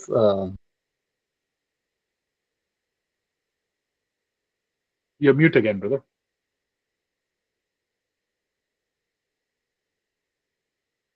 yes, so it's not like because you just have one computer, you cannot operate a lot of computer, right? So, but then, so main purpose is to store the data so that you don't lose the data. So, Yeah, so I can now you can hear me, right, I believe so. yeah, So perfect. This is yeah, way better. so Yeah. so the main purpose of virtual machine is to, store the data and protect the data and make sure that the data are stored properly. So that's what I understood from your conversation. Is that particularly that's what the virtual machine does, or is there Yeah. any specific So things more than that? yeah, one is you're right. It's data, right? Data is the currency of the modern world. So it's to protect data and make sure that they can take the backup of the data from one place rather than 600 different computers. Now it's only 10 computers they are taking data from, right? Just a backup of. Two is to make sure they can flexible. Now, let's say I want to do a test round, okay? I want to see if this application is working for me. I don't have to go out and purchase a new computer to try it. All I have to do is run up a new virtual machine, install software, test it out. If it works, perfect. Then I can move into production. I don't have to spend too much money on buying new computers. I can virtualize it on the computer. In out of thin air, like that, I can create another operating system. It becomes like a magic for IT. It has revolutionized IT's workload soon as virtual machines and hypervisor came out. So as soon as hypervisor came up, it has made IT's life a lot easier. And the biggest thing is security and isolation. So remember in the picture I showed you virtual machine 1, virtual machine 2, right? Virtual machine 1 and virtual machine 2 does not know they're sitting on the same exact computer. For each of that operating system, they think they're on their own computer, they're separate. But in reality, they're in one computer. So basically, just like how does the QA does, testing the software in any other computer from the remote, like a Yep, cloud, like a yep, drive you use, like SSD, what do you say, and just trying to test the computer is working or not. We can just check from the remote view, right? yeah. So that's what you do basically here. Yeah, exactly. So it's the exact same basis of how does a cloud computing work. Okay? So you don't have a physical machine. You're remoting in and looking at the virtual machine. You don't have a physical keyboard. You don't have a physical monitor. You don't have a physical mouse. Everything is softwareized. Got it. Everything So is so it's just like a host trying to maintain different computers in the system, right? exactly same system. Yeah, and I'll show you. We'll go on a break right now, and I'll show you guys how tier one hypervisor are live right now. My tier one hypervisors have to go turn it on, but I'll show you guys, and you guys will see itself will have I think there's 20 computers in one machine, and I'll show you how the machine looks like. It's a very dusty area, but I'll show you how the machine looks like. It's the computer itself. I think it's around 80 pounds, so it's a very heavy machine, but it looks like a blade. It's just one long computer. All it has I think maybe 150 gigs of RAM, 4 terabytes of hard disk, 32 core CPU, 32 core CPU or something like that. It's two different CPU, 32, 16 core, but it's meant to just run. It's meant for virtualization. It's to run multiple virtual machines on one host. I'll show you guys how that works just right after the break. But the virtualization hypervisor is what the second step of hypervising is the cloud computing. So cloud computing is nothing more than a hypervisor that is at someone else's place. So hypervisor You would have it in the office or a location that you own. You will manage it. You will take care of it. Whereas cloud computing, it's in Amazon, Microsoft, Google. They host it on their warehouse. You just remote in and access it. Okay. Hypervisor is what led to cloud computing. Cloud computing is nothing more than same servers sitting in a bunch of racks, but Amazon, Microsoft, or Google take care of it. Whereas hypervisor, you will take care of it. Your company will take care of it. It's Got it. just Thank a you. 2.0. That's it. Hypervisor's 2.0 is cloud computing.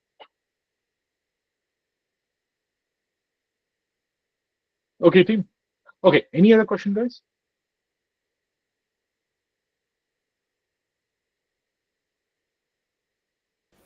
So this is my question is just to make sure I Mhm. got it Go. right.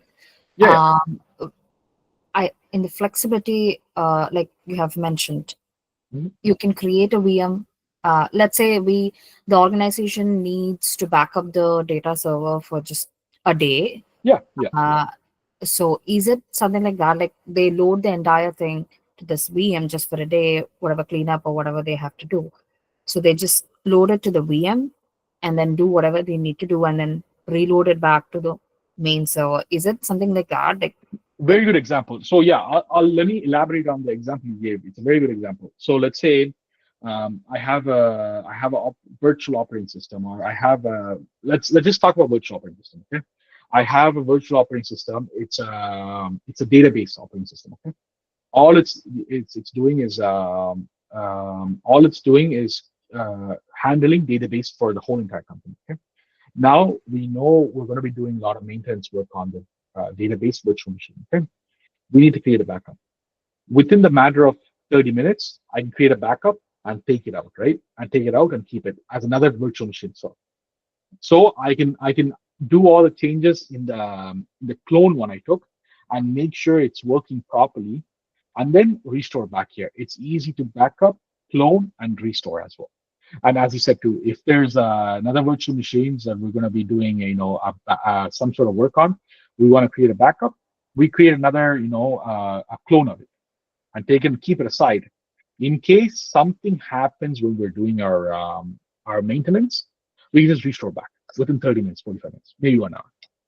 But it just creates flexibility now of creating a backup. And if you just want to do a test of operating system, you don't have to go out and buy another machine. You can just create a virtual machine, install the operating system, and see if it works. If it works, you keep it. If not, then you just delete it. You just create a computer out of thin air. You see if it works. If it doesn't, you just delete it. And no, you don't have to pay anything extra on it. It's with all the things you have right buying, right? As it says here, no need to buy expensive hardware for a temporary task. All you're doing is testing it. If you want it, great, keep it as production. If not, you can delete it or use it as a test environment too. Does that make sense, guys? yes. Perfect. Okay, let's take a 10, 15 minutes. Let's take a 15 minutes break. I'm just going to go downstairs and turn on the hypervisor. It's 2:20 right now. Let's meet at 2:35. Okay. Okay, let's meet at 2:35. Okay. Thank you.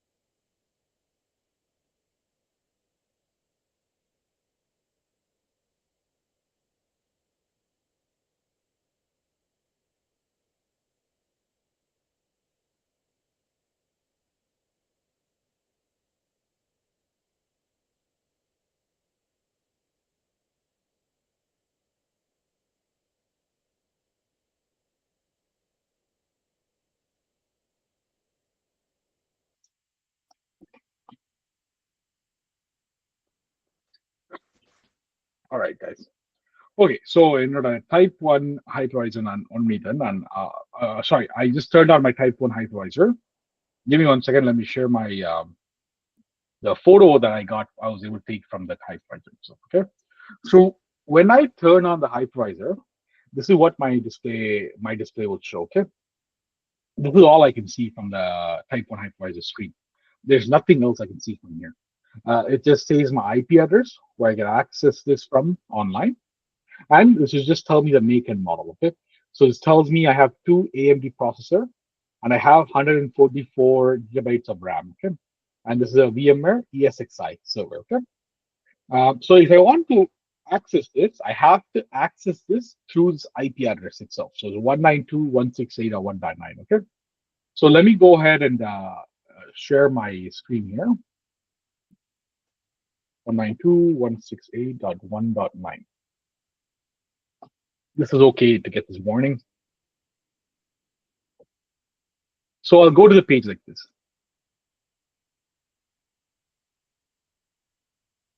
Okay, so this is my type 1 hypervisor. We'll look at what these means, okay? So this one is just meant for running virtual machines. That's it. There's nothing else. There is no basic operating system this runs on. This runs the ESXi operating system itself, okay? And it is meant for running virtual machines. That's it. Nothing else. So if you see here, if I go into virtual machines, there's 12 virtual machines. Out of these 12, I already have 1, 2, 3, 4, 5 of them already turned on. So let's say if I was to go into this one, Windows Server, this one is here. I can just do, I can send the Control Delete. And this is the computer itself I'm logging into. But this is virtual. This computer does not exist. This is created virtually, right? This is a server itself. This is used for the server management course. But this one, this server itself is virtualized. And this one, even if it gets power loss or if I'm going to do any upgrades, all I have to do is just create a clone of it. Create a clone. It's very easy. For me to ready up a new computer, it's simple as just creating a new computer, okay? So if you see here, if I go back to virtual machines, I'm just showing you this just as education purpose, okay? If I want to just create another machine, it tells me create a new virtual machine, go next, give it a name. I'll just do Windows 11. I think I have Windows 11 in here. This is okay. I just have to select Windows here. And it's Windows 64-bit.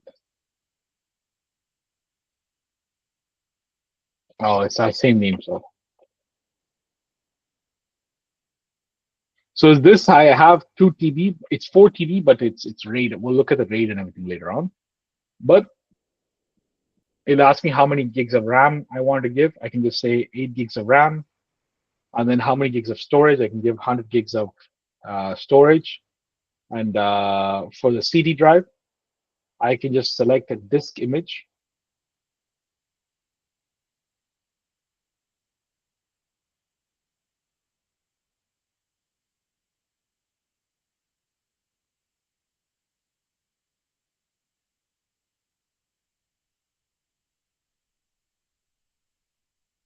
I can select a disk, click next, finish, and I can create a Windows. So I just right now create a Windows 11, Windows 10, so in this case Windows 10 computer out of nothing within a couple of minutes. You see, now I don't have to go out and purchase a computer or anything like that. Now, if I start this will start the installation process.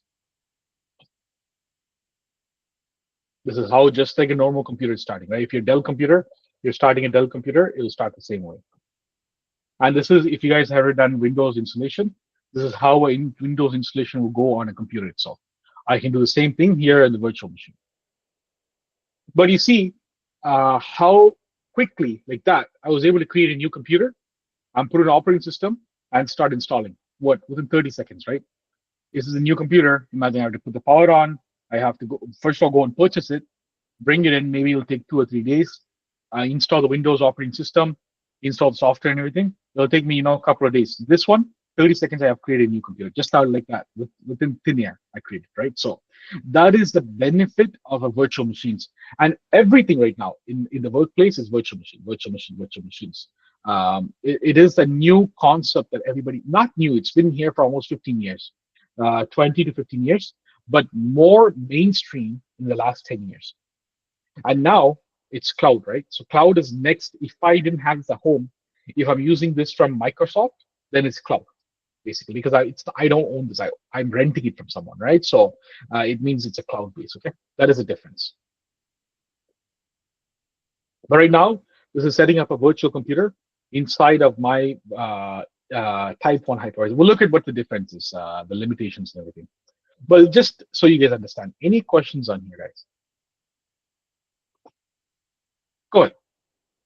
So basically, to be really precise and a simple understanding, it just works like a SSD for us, and then however we can operate in different computer to install and to fix the issue, right? Not different computers. You're going to have one big computer at workplace that is going to have all these operating system, not like a SSD. It's like your computer.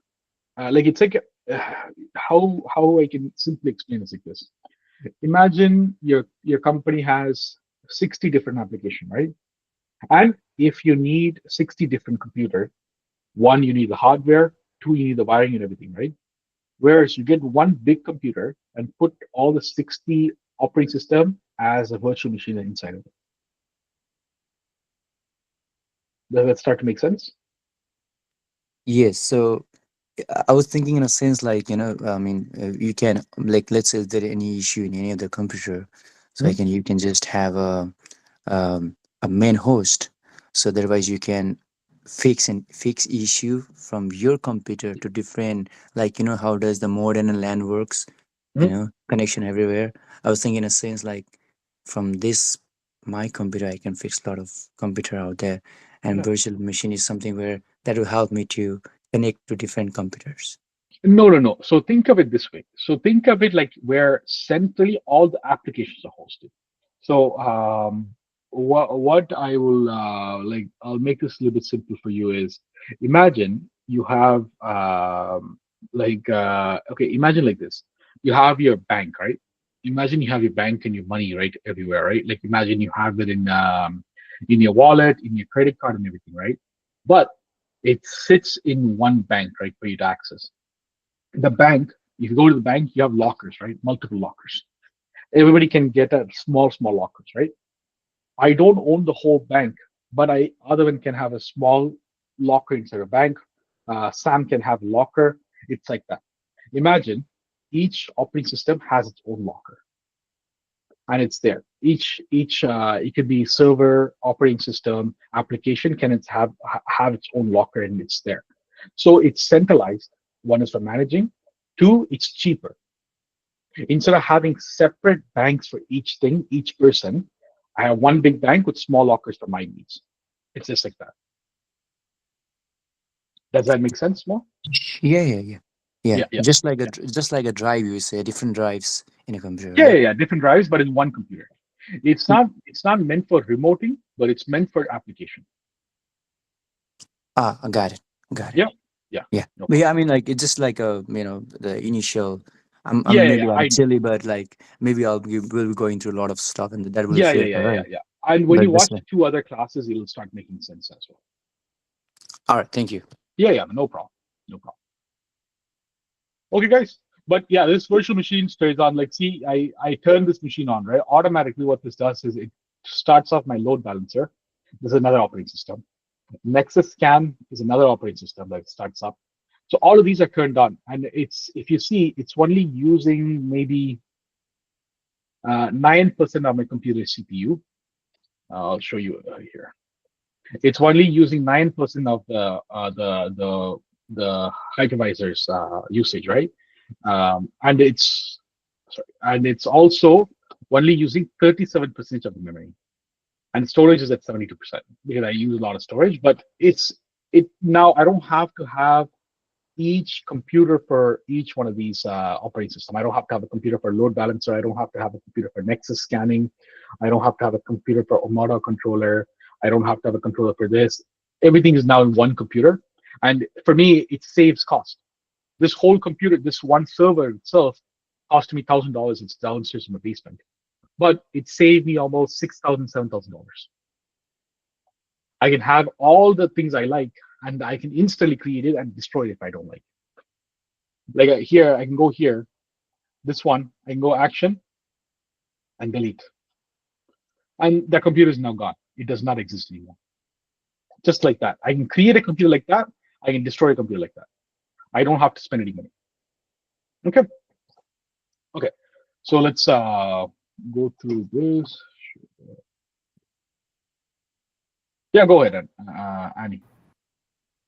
Sir, can we recover the deleted one? Like Sorry? you just deleted the virtual machine. Can we recover that also? So if you delete it, okay, let me show you here. So you can set up something called delete retentions. So right now this is getting deleted, okay?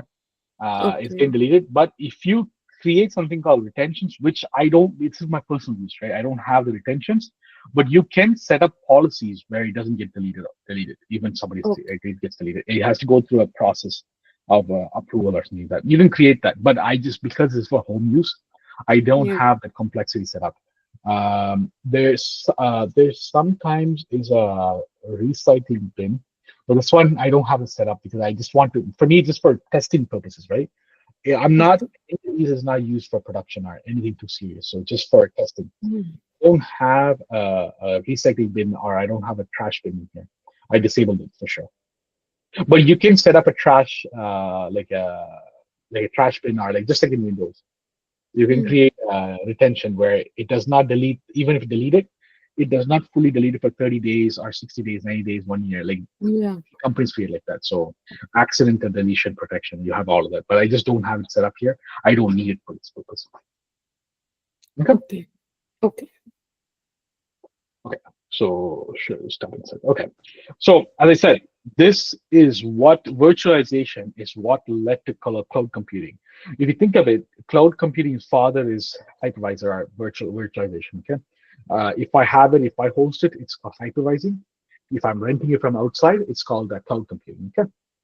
That's the concept of cloud computing. It's the exact same concept. Somebody else has a server sitting in their database and they're managing it. You're just renting the usage of the server. Okay. What is virtualization? Virtualization is the process of creating a virtual version of something, such as a virtual operating system, virtual server, or virtual storage on top of a physical hardware. It allows you to run multiple systems on a single physical machine, just like how I showed you with my hypervisor, type 1 hypervisor. It is meant to do hypervising. That's it. Okay. It is meant to run multiple operating systems at the same time. That is its core duty. The system itself is built for it. And how it looks like is, I'll just show you here. So this is what it looks like. So it's a very long, it's about, I think, It's it's around 4.5 or 5 feet long. It's like almost like a length of our average human being. I'll show you how it's usually is stored in a in a company environment. So it's stored on a server rack, and it'll look like this. So usually each one of these are the computer I just showed you. Each one of these are networking, but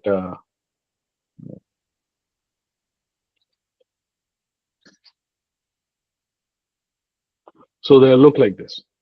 The computer looks like this, and it goes into a big server racks like this. These are about 9 feet, 9 to 10 feet in height, and you just stack them on top of each other. And they're holded in by screws, and this is how it looks like. Yeah, this is exactly how it looks like. Each one of these are server itself. It's its own computer itself. And these are all it's meant for doing the virtualization. That's it. Okay. Key idea, virtualization allows you to divide up the resources of a single physical computer to create several virtual machines called virtual machines, okay? Virtual computers as virtual machines. Virtual machines, VM, is an isolated environment that acts like a complete self-contained computer despite sharing the same hardware as other VMs. So for virtual OS, it thinks it's in its own computer. It does not know I am in a place where I'm shared for between 300 different computers. It does not have any idea. It's isolated. It thinks that it's in its own computer. That's it. It doesn't know that it's getting shared by other things. Okay, that is a beautiful thing about virtualization. Is let's say I have 300 different operating systems. Okay, one of them got virus attacked in the same computer. It's the same host itself, right? That does not mean all 300 will be affected. Just the one operating system will be affected. Because it's isolated, it has no way for it to spread. Unless you give it specific access, it's now self-contained itself. Okay, so it's very secure. It's very, very scalable. Just like here, I'm sure I can show you here. Let's say if I want to make a clone of this, right? I can just select this, action, clone. So I can just clone this. All I have to do is, remember, I think someone asked about backup.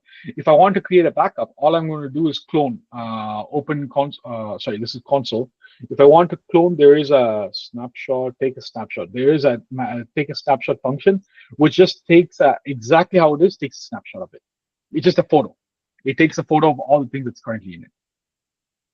I can just take a photo and work from the photo itself, or copy and create another one. But it's very, very easy to make itself as a more of a copy and paste type of thing.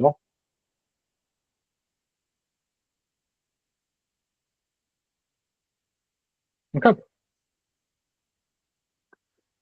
Any question about virtualization, guys? Anything you guys don't understand, please ask. Okay. Go ahead, Annie. Sir, how many virtual machines can we create in one system? Yeah, that I'll go through. Why? Okay, there's a. Okay, so give me 1 second. It's in here. Try to.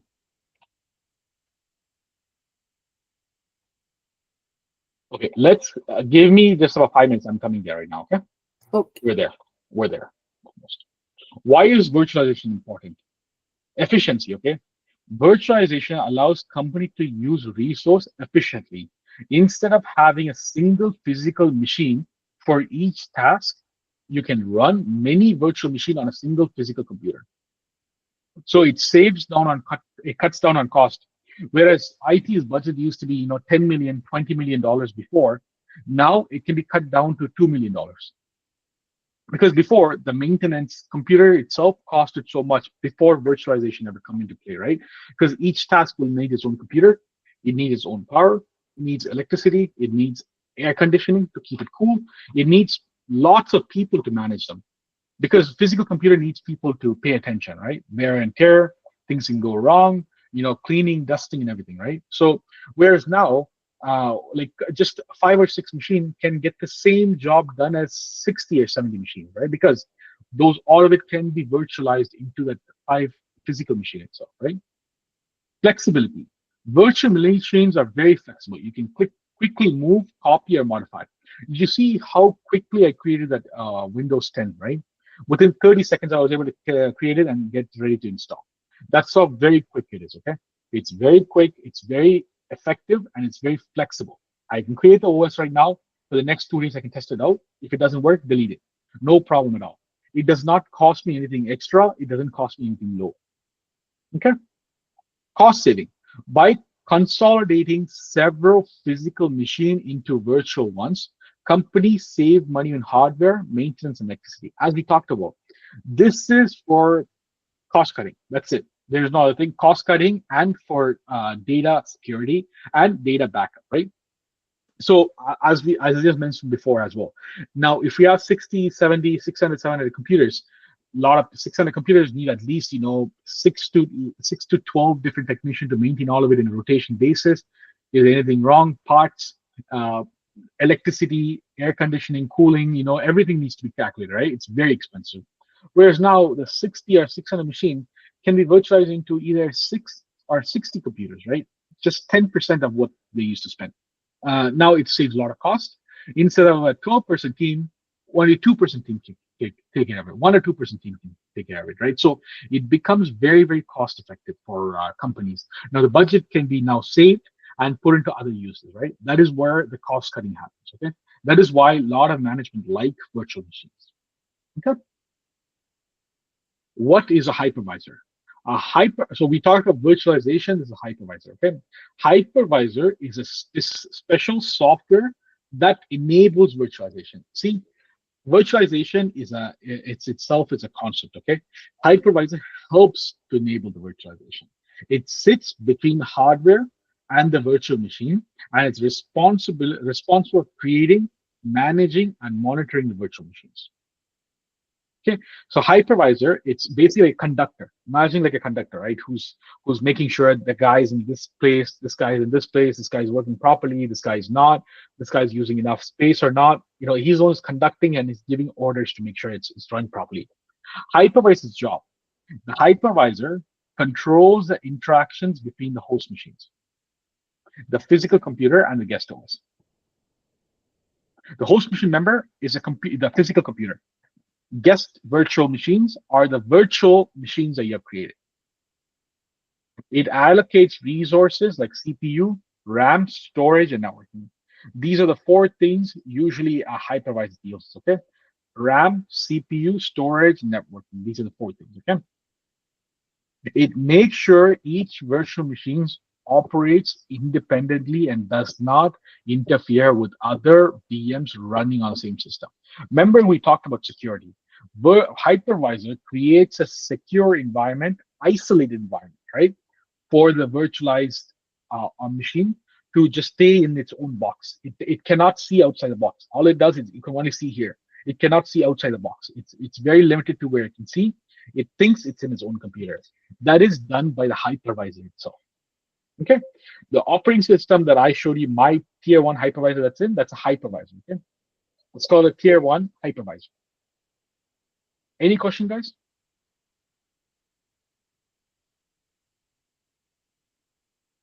Okay. Key function of a hypervisor: resource management, isolation, scheduling.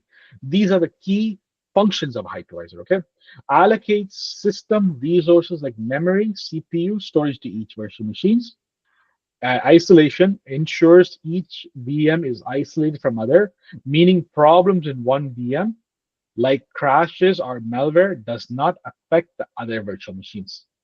Scheduling decides which virtual machines get CPU time so the system will run efficiently without any VM hogging resources. So if we see here, remember I showed you, as soon as I started my machine, these all started up, right? So I have set a rule stating that these are things that as soon as the machine turns off or turns back on, I need to have this machine turned on. So the hypervisor will schedule it. As soon as it starts up, it has a prioritization. It says, okay, I need these to boots up. This is 1, 2, 3, and 4, like that. It creates a prioritization and make sure it's turned on, and it stays in its own boundaries. If I give it 10 gigs of RAM, it checks to make sure it only uses 10 gigs of RAM. And if it goes beyond, it won't allow it to go beyond, unless I tell it, yeah, you can go beyond. But hypervisor controls it. Okay. Any question on the key functions, guys? Can you come one more time, please? Yeah, about which one? The whole topic, man? Yeah, how does it control and then, Yeah, so hypervisor, make sure it gets, okay, so I have set up some rules saying that, okay, when I turn off when sometimes if power happens, something happens and the hypervisor turns off, it knows, I tell it, okay, I can tell it, these are things that's very important to me, these are not important to me, okay? And I say it in order.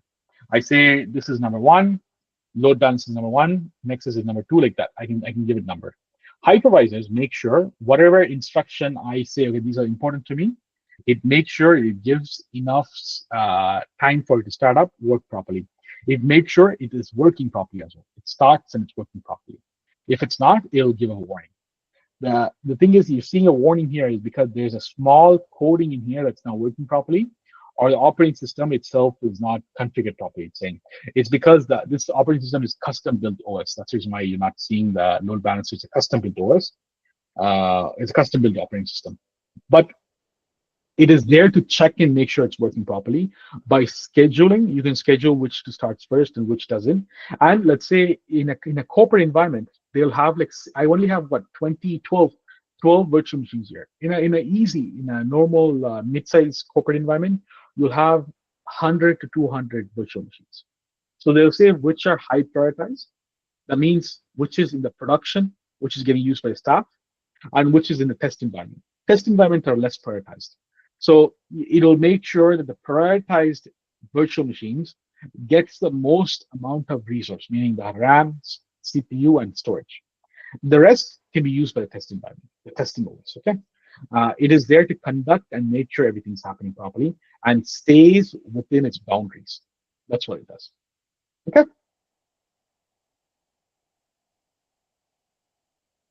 Any question, guys?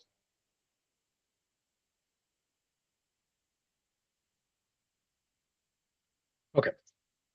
Example, imagine you have a large building, a physical computer or host, okay? Each room inside a building is a virtual machine. The hypervisor is like the building manager, making sure each room has enough space, each guest gets a bed, and the building resources like water and electricity are shared fairly. Does that make sense, guys? It's more in a more elaborate term. Does that make sense, guys? It's like just a building manager. You make sure everybody has a bed. Each room has enough space. Everybody has bed. Everybody has water and electricity to share evenly. Okay. What are two types of hypervisors? So we don't say virtualization, we say hypervisor, okay? Where types of hypervisors. There's one, bare metal hypervisors. Type 1 is bare metal hypervisor. Type 2 is hosted hypervisor. What I showed you here is a type 1, bare metal hypervisor, okay? I'll show you the differences, how this works, and the limitations on this, okay? Let's break them down in different. Type 1 hypervisor, which is what I just powered down and showed you, is installed directly on a physical hardware of the computer. It does not require a host operating system, OS, okay? Because it runs directly on the machine's hardware, this makes it more efficient and faster. Key characteristic. Oh, sorry. Okay, key characteristics, no operating system. The type 1 hypervisor itself manages the hardware and runs the virtual machines, which is what I just showed you there. Okay. Remember I showed you the photo. The machine that I have downstairs does not have any operating system. All it has is just a small screen that just says, here's one second.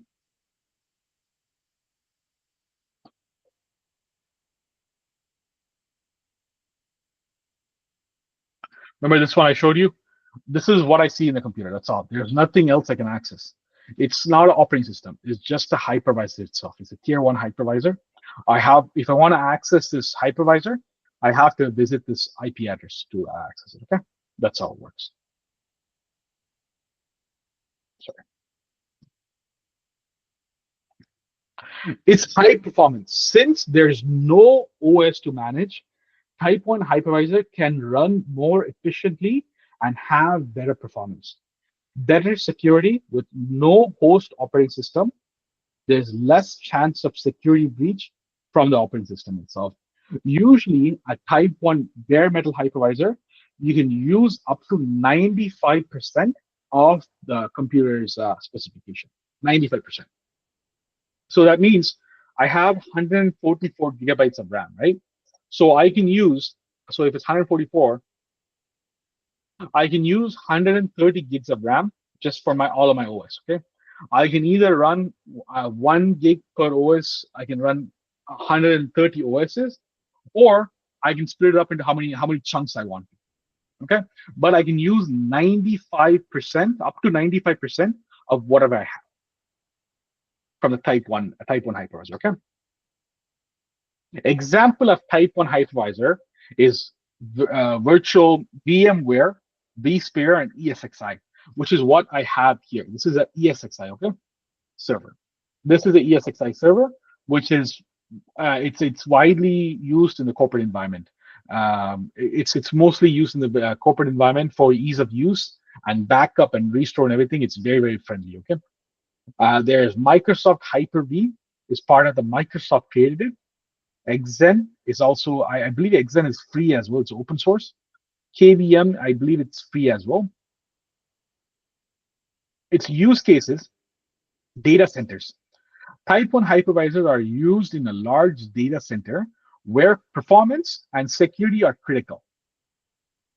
These hypervisors are often found on servers in large business or cloud environment.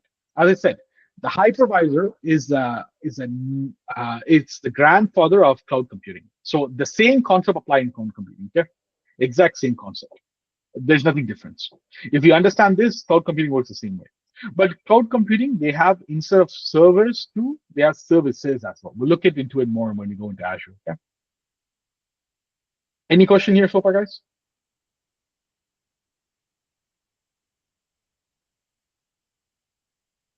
But the limitation for type 1 hypervisor is 95% of whatever the computer has. Okay.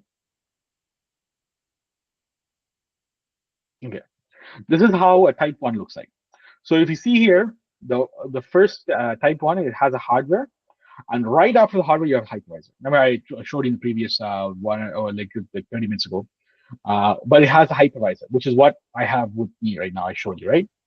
Which on the hypervisor, you have the virtual machines, which is what is here. So this is the hypervisor itself. In this hypervisor, I have operating system, which means the reason why I'm able to use 95 up to 95% is there is no operating system that's slowing it down.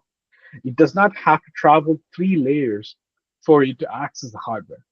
All it has to do is just one, right? So it has to just use one layer to access the hardware.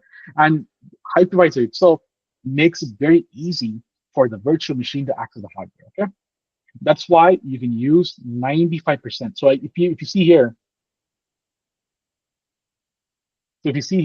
it's my CPU, my RAM.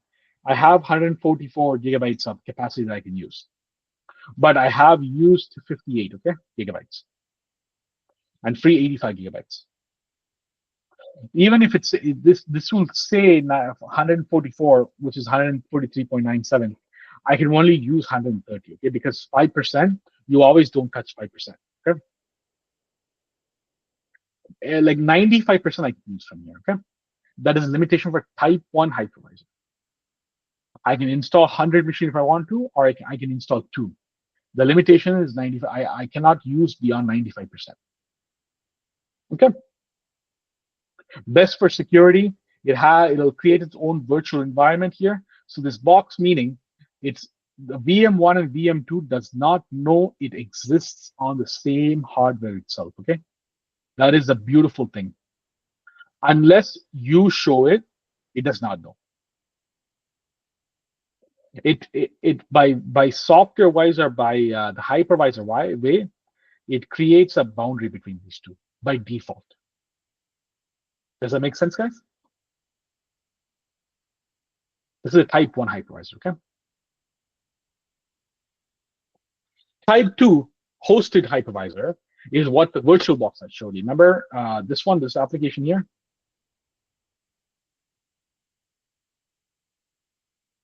Remember this VirtualBox application I showed you? This is a type 2 hosted hypervisor, okay?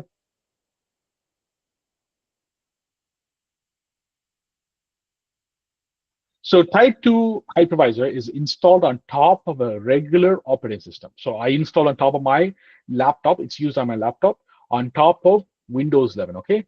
Like Windows, Mac, or Linux, it doesn't matter.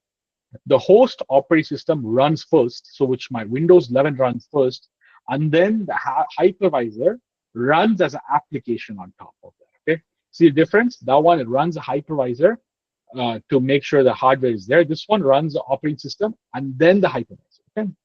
Key characteristics requires a host OS. So my Windows 11, my Windows computer or Mac or Linux, it has to work properly for the type 2 hypervisor to even start up, right? If my Windows is not working, my hypervisor will not work as well. Okay, type 2 hypervisor. The type 2 hypervisor depends on the operating system to manage the hypervisors. This is where the issue is. Okay, my operating system, Windows 11, is very heavy. It will use a lot of space before it allows hypervisor to use it. So because it'll think I need to survive first, then I can give my other space to the hypervisor itself, right? So the operating system has to function properly, and the operating system has to have enough resources to run the virtualization, okay, hypervisor. Slow performance, because it's running on top of an operating system, it can be less efficient than type 1 hypervisor. Less secure, since it relies on a host OS, it may be more vulnerable to security breach, because type 1 does not have an operating system. The type 2 has an operating system, okay? Your computer can get virus attacked. If the virus get attacked, then the virtual machine can become corrupted or damaged, okay?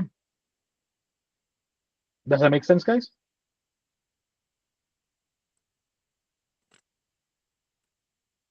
Yeah, go ahead. So what this basically means is um, this is more unreliable, and then Yeah, and then it's more of a kind of a system, right? Like an operating system, and then the priority goes to the operating system rather than the virtual machine. So I exactly. think we don't use that much, I believe so, right? It's not so useful. I think type 1 is more useful because it has a lot of slower performance and all that, or it might Yeah, need a big space to work on. yeah. So you're absolutely right. So you're right. You're on the right path. The reason why we use it is because one is for testing. Two, like not everybody can afford to have a type 1 hypervisor at home, right? So the easiest, cheapest for a home user to test and play is type 2, because you can install on pretty much any laptop you have. Okay, that's why a type 2 was invented. It's for playing and testing. It's not for more of a production. You would not use this in a workplace. You will never be installing virtual machine on a work laptop unless you're testing. You're a developer, then even developers, they'll tell you to do it on type 1. It's much more faster, much more better. Unless you're a home user who wants to just get used to virtualization, type 2, you wouldn't use type 2. But you're on the right path, Sam. Very good. Anyone else has any question or clarifications they want?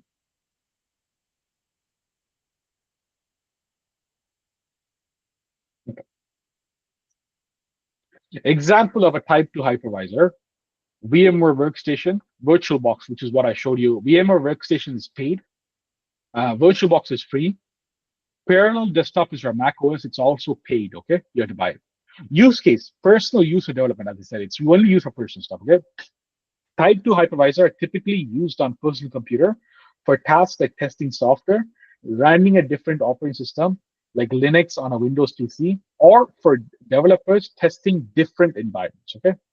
It's more for personal use. It's never ever used in a corporate environment or never used in a business settings. It will never be the same, and it won't be fast, okay? Usually, even in a corporate environment, if you want to test, they'll tell you do it on type 1. Don't waste time on type 2. It's not even worth it at all. But if you're at home, you can't afford it, so you can do it on your machine. It still does get the job done. But it's not as fast. It's not as efficient as it's supposed to be. But anyways, you're only doing it for testing. You're not doing it for production, right? So which is fine. Any question there, so far, guys? Go ahead, sure. I'm just trying to connect it to our previous class. So you had mentioned earlier, in most of the data service computers, we use Linux Mhm. as a kernel, Mhm. or it is it itself is a operating system, right? So I'm just trying to understand. Type 1 is used mostly in data servers where we need a lot of space and do multiple tasks. Mhm. So in that case, type 1 don't have an operating system. So if we are using Linux on that server systems, so it's never acting as a OS, it is only as a kernel. Is that how it works? Okay, so if I'm trying to understand you, just tell me if I get your question right. So you're asking me if you were to use a type 1 hypervisor to ready up a Linux kernel, right, and run it, will it still act as an operating system or kernel? Is that what you're trying to ask me? In that case, because we just learned type 1, we don't Mhm. have an OS. Mhm. So It's a kernel, yeah. yeah, so most of the data service like we previously studied use Linux Mhm. for security because of its advantages. Yeah. So when we use type 1 in data servers, Linux is never an OS, it's always a kernel. Yeah, it's always a kernel, but you install the operating system on top. Here, I'll show you something, for example, okay? Okay, so here in virtual machines here, so this load balancer itself is Linux. It is using a form of Linux, okay, as a kernel, but this does not have any operating system. All it has is it's a kernel. It's a load master from Kemp kernel, right? So, but I don't have any operating system installed on it. It's because as soon as I install operating system, it can get bit slow because operating system needs a lot of resource. So this itself is just kernel. Okay, so all it's doing is making sure the functionality is working. Operating system becomes more for application. So if I want to run like Paint, if I'm going to go and draw something, if I'm going to do like if I'm going to watch a movie or something, I need operating system. But if I just want to run a service, I don't need to have operating system. I can do that in the kernel itself. It's much more secure. So this one is also so if you see here, this one is a kernel as well. This is a Debian Linux. This one here, it says Debian Linux, right over here. If you see the black Debian Linux, this one itself is also a kernel as well. This does not have a operating system.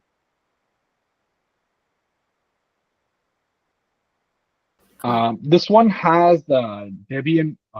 Sorry, this one has Linux. Sorry, my apologies. This one has Linux as a kernel, but Debian installed on top of it. It's a very, very lightweight operating system. With this one, I can connect this to online. I can have this do a lot of advanced tasks, right? This one is a Debian operating system. Sorry, my apologies.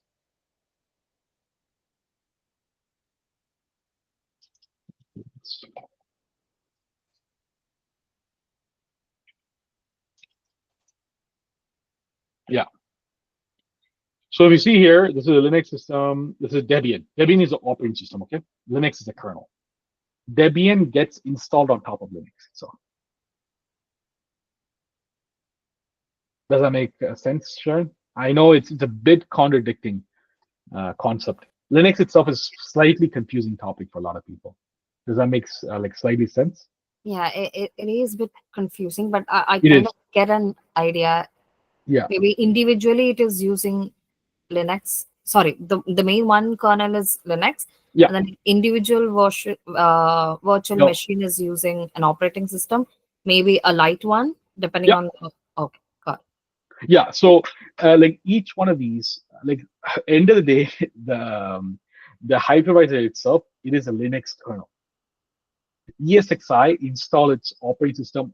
Well, it's a kernel itself. Just ESXi is a kernel. That's it. But the virtual machines I have here, like the load balancer, Nexus, Odon controller, they're all actually Linux, but they're running a specific operating system called Debian on top of the Linux. Got it. Yeah, it's just the basic foundation for these virtual machines, except for the ones that's Windows. They're all like the theme and everything. They're all Linux, but they're running different types of Linux operating system. So if you see here, the Debian, we're running on top, running with Linux over here. Linux kernel, and they're running Debian operating system. Okay. Yeah.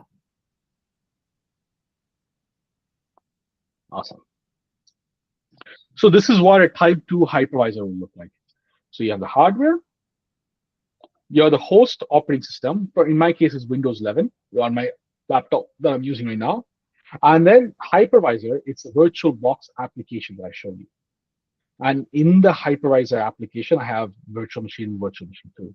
So if you see here, this guest OS has to go to hypervisor. Hypervisor now has to go to my host OS, and the host OS goes down to my hardware. So for the operating system to get its resources, it has to jump through 3 different layers to go to the hardware, which makes it very slow. Now, the maximum amount of allowance or maximum amount of the limitations you have is 40%, 30 to 40%. So you can only use 30 to 40% of your computer resources to create virtual machines. So let's say if I have 16 GB RAM, right? So out of it, 30% is I can only use 4.8 gigabyte of RAM, 5 gigs of RAM for all of my operating system. Guest operating system that I'm gonna put in there, right? So it's 30 to 40%. It's amount you can only use. So if I have 600 gigabytes of 1,000 gigabytes of hard disk storage, I can only use 300 gigabytes. If I have 10 core CPU, I can only use 3 or 4 cores for my virtual machines, all my virtual machines. Okay. I know somebody was asking me about the limitations, 30 to 40%. Don't go beyond the 45%. Your computer will start slowing, and then your computer will start crashing. Your host OS will start crashing. Once your host OS starts crashing, your hypervisor, all your applications will start crashing. Does that make sense, guys? Yeah, go ahead, Annie.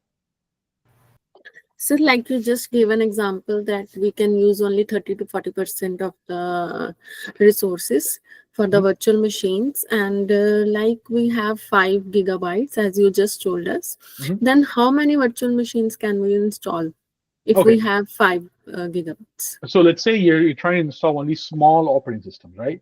Very small operating system. If you want, you can install 5 operating systems, small 5 operating system, or you can install one Windows 11, two Windows 11 operating system. You can give it 2.5 gigs of RAM and 2.5 gigs of RAM, okay, which is 5 gigs, right? Or you can run like one Windows 11, one Linux, which is like 1 gig of RAM, and another Linux, 3 OS. But you have to balance them out. There's not a specific amount of OS you can run. Whatever you're running, how many ever amount you're running, should not go beyond the 40% of the computer's resource. If you want to run 10, you can, as long as it can work, and your computer will not crash. It doesn't go beyond the 40%. We can assign this amount manually, or system automatically gives the No, manually. Here, I'll show you here. 1 second. Okay, so if you take, give me a second, share something else. Sorry. Okay. So you guys seeing the virtual box? This is a type 2 hypervisor, okay? So when I go here, create new, I'm just going to do a random name, okay? I'm just going to choose ISO image here. So hardware here. So I can give it the base memory. I can give it 2. So the maximum I have is 32. I cannot give it 32, okay? I can give about 30%. I only like to stay within 30% range, so my computer does not crash. I'm just going to calculate 32%. I will always leave 2 GB out, okay? If I have 32 gigs, I only consider I have 30. Times that by 30% is 9 gigs. But if I know I'm going to be running a lot of operating system at the same time, if I'm going to be running 3 operating systems at the same time, I'll have to divide this by 3. I can only give it 3 gigs, okay? If I'm going to run 4, then I have to divide by 4. So I'm going to give it 2 gigs, okay? So 2 is 2024. Sorry, 2048. 2 gigs of RAM. Now the processor, if I go into Task Manager,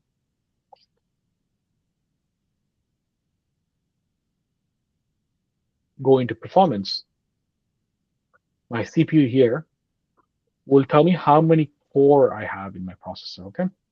I have 10 core.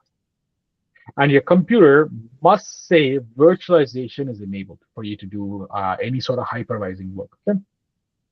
If it says disable, you can actually enable it, but you have to search up for BIOS and enable it. Okay, that each computer is different. Just search on YouTube with your computer exact model and type in how do I enable virtualization for the computer model, right? And it tells you. But I have 10 cores here. If it's only 30% of this, how many cores can I use, guys? 3.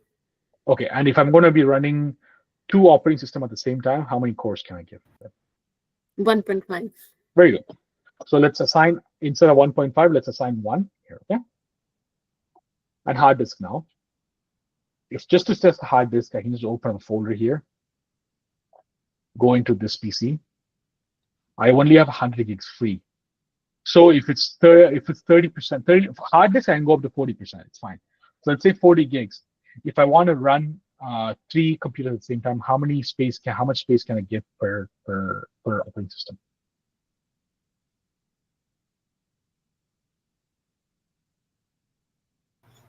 Approx 13. 13 to 15. It depends on, okay, so here's the thing with the operating system. Some OS might need a lot. Some OS you don't need a lot, right? Some.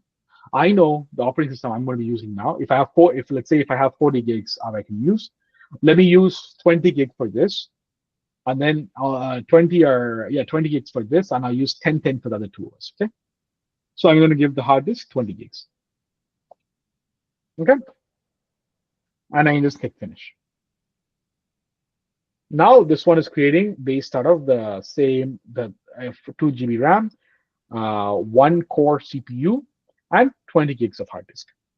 So I just manually created it, not system. Okay. All type 2 hypervisor you can create by yourself. You can manually edit it. It gives you recommendations, but you don't have to follow it if you don't have space. Okay. And if I want to delete it, I can just go into settings, I believe. So this shows what I have. Sorry, machine, remove, delete all files. Now I just destroyed the operating system. The one I just created, okay? Any question, guys?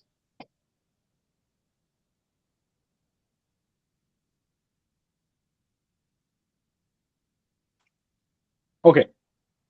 When to use which hypervisors? Type 1 hypervisor, bare metal, ideal for large-scale operations and where performance is essential. Used in data center, cloud environment, enterprise-level applications. Type 2 hypervisor, which is hosted, best for individual or small case uses like testing and developing. Okay, common for testing purposes, running multiple OS environment on a personal computer or virtual labs.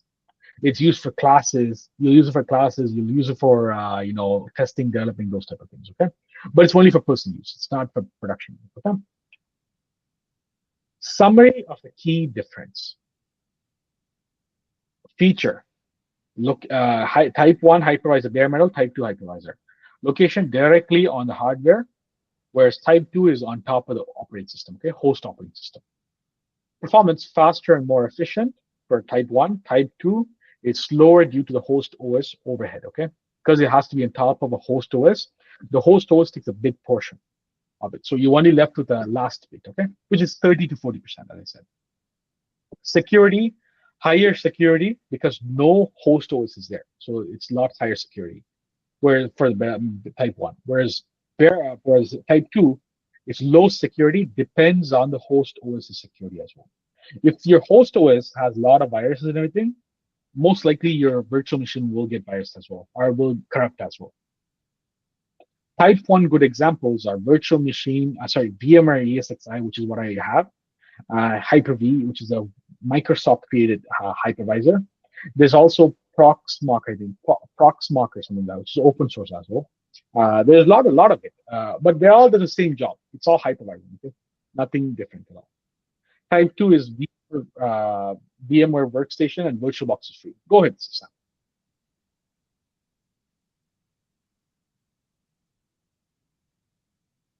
I'm not able to hear your voice. Is everyone okay? Can you hear me now? Yes. Your Okay, voice is okay. very low. Is it very low for everyone, or is just? No, it's fine.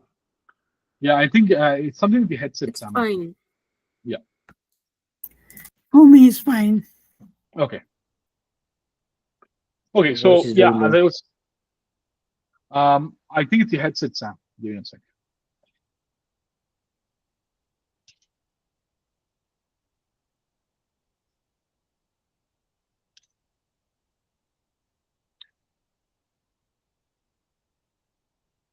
Yeah. So as I was saying, type one is it's based out of it's directly on top of a hardware, performance fast and most effective. Type one is also security. It's very highly secure because there is no operating system. Type one is examples are VMware ESXi and Hyper-V. And type one, another use case is data center and enterprise level systems. Okay. Whereas type two, on top of host operating system, it's type two is also slow due to host OS overhead, lower security depending on the host operating system. Some of the examples are VMware Workstation, which is a paid. VirtualBox is free. Okay, it's open source. And it's used for personal uses, development, or personal testing purposes. Okay, not in a corporate environment. Any questions so far, guys, about virtualization and hypervisor? Go ahead, Annie. Sir, why type 1 hypervisor is known as bare metal? Because there's no operating system, right? Because it doesn't have like an operating system that is there. It's just hypervisors there, right? So This is there's the only nothing. reason. That's the only reason why. Because they Okay. call it bare metal because the virtual machine have direct access to the hardware. Okay. It doesn't have to go through operating system to get the hardware resources, right? Okay. That's why it's called bare metal. Mm. Because it's there's no operating system that's slowing it down. You have direct access to the metal, meaning the chip. It's just some of those, the terms they created to make it more catchy. It's called bare metal. It's just more catchier than saying type one, right? Bare metal hypervisor, But it doesn't. It just means it has a direct access to the chip itself. That's his why. Okay. All right, guys. That's all I have for virtualization. How was today's class? Any questions?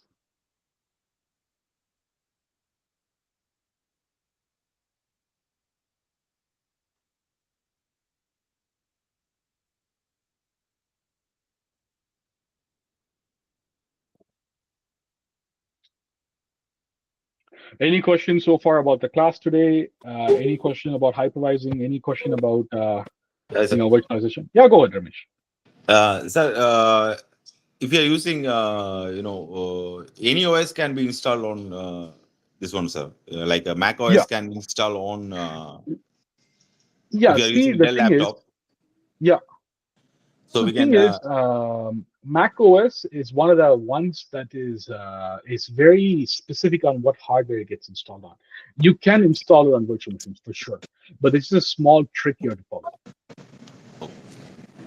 There's a lot of YouTube videos on how to do it, but there's a small trick and you can install it for sure. Okay. Yeah, but yeah, you can install pretty much all operating system on virtual machine. Thank you, sir. Yeah, no problem.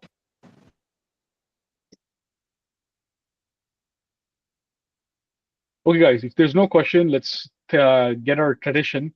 Let's talk about today's class and what did you guys learn today, okay? Before we sign off. I'll start with Annie. I have as in the first time on my screen. Yes. Sir, it was great learning session today because of the practical exposure, because I was eagerly waiting for the practical demonstrations, and today I saw many of the practical things. So I really enjoyed today's session. Thank you. No problem. In about a week and a half, we're gonna have a lot more practical sessions where you guys will be doing, not just me showing, right? So Yeah. definitely it'll get. It's just we need to get the theory and these the basic structure gone out. Right. Yeah, before we go in and start poking around in Amazon. It's not Amazon, Azure services. Okay. Okay. Right. In 1 week, maximum 1 week, we'll start playing around with Azure. So Okay. Okay. yeah, thank you, Rani. Thank you. No problem. I have Sharon next. Yeah, thank you. So today's takeaway, let me start with the tickering system. As I always was on the other side of the organization, never part of IT, I always used to wonder why can't a person just continue. I'll have one question, probably towards the end of the day, I'll have a different question with my IT related stuff, and then I always used to wonder why can't they just follow the same thread, not realizing it as a completely different two things. They have to follow the procedure. But Yeah. after understanding about the system, I kind of understand why they had to do it. Yes. That's one thing. And virtual machines, I've heard about it, but really never understood uh, the concept. I always used to confuse between RDP and virtual machine. Mm, So now I kind of have a clear picture when it comes to that. yeah. But I think I'll have to do a little more researches with whatever Mhm. I learned today to further understand things. Like I explained earlier, like it's a bit confusing when it comes to the operating system or any further things related to that. So I'll Mhm. probably do a little more research on that in the coming week. Mhm. So that is those are the things which I take away from today's class. Before I conclude, I just have a suggestion. This is just a suggestion. I don't want to take it to Good. pieces. Like Udesh was asking about the soft skill. Mhm. Uh, I Yes. I think the technical, like you said, technical things, it's understood for the entire market that we are new and we'll learn it when we do it. But soft skill is something which we'll have to practice probably before it. So if 100%. everybody is interested and everybody got time, we can probably practice on a weekly basis. Come into a Google Meet and then talk about few scenarios, and then we can take turns and practice if everybody is 100%. interested. I just not want to like impose this on anybody. It's just a suggestion if anybody is interested. No, that's a very good suggestion. I think it's a very good. And the part of when we start the class to have discussion, the part end of discussion is also to develop the soft skills as well, right? So, but it's very good suggestion that at least once a week, you guys can all come in. We can give some scenarios, and you guys can give the best answers and talk. It's just all about talking and talking and talking. Right? That's how you can break out of the shell. But no, it's a very good suggestion. I really appreciate it. I think, and if anyone's open, I'll send the email communication out right after the class, and we can set up sometimes week in the weekdays something that where we can join in. 30 minutes, 1 hour should be more than enough. Sit down and just chat about some certain scenarios. Right? Not a big deal, but it's a very good suggestion. I think. And Sharon, just think of like this. I think it's just not you. A lot of people have the confusion from RDP and virtual machines. Okay, think of RDP as a tool what you can use to go into the virtual machine. Does that click something? Sure, sir. Like that is where I was a bit confused. Yeah. RDP probably is a software where we can go into a virtual, because Yeah. we were working during COVID time. We were working remotely for most of the time. So we had to use RDP to Mhm. get into our virtual shared platform. Yeah. Based on our company policies, we can only use that, not our Yes. desktop. Yeah. So that's where I was, when you started explaining, I got confused between RDP and probably the virtual platform which we land on using Yeah. RDP. So now it kind of clear that what is the difference between two. Yeah. So here, I'll show you just, so I have a RDP here. What I'm going to log into is actually a virtual machine, okay? It's not the hypervisor itself. It's another hypervisor that I have. It's a separate one that I have as a backup. This one is the RDP session, right? The RDP is just a tool that allows me to go remotely into it. I don't have to be physically there, but it gives me the same access of me physically being there. So this one is on a type 1 hypervisor, but I'm going into it. So this will feel and look just like a machine itself that's right in front of me. It's full screen. I can copy and paste. I can do whatever it is. I can watch a movie in here. everything will play. But RDP is just a tool that I can use to go into a virtual machine or into another computer. Because remember that virtual machine itself does not know it's installed on multiple OSs installed together, right? It still thinks it's its own computer. So it works in the same concept, okay? Sure. So just one more question. So is RDP a hypervisor? No, RDP is just a tool. RDP is nothing more than just a remote tool. That's it. All it does is, think of it like this: it's like a broker. It takes your computer's connection and another computer's connection and allows the bridge to open up. It allows a connection to open up. That's all. So it's kind of a bridge. That's it. It's just a bridge, yeah. It's just a bridge. RDP without a computer or a virtual machine cannot do anything. It's like a car, but you don't have the key. RDP is just the key. Got it. Okay. All right. Thank you so much, Sharon. I have Mr. Ramesh. Hi, sir. Hey. So the section it was completely new for me, sir. Actually, Yeah. From a different background. So yeah, it was good, but I need to do a little bit more hard work too. I think to get connected more. for sure.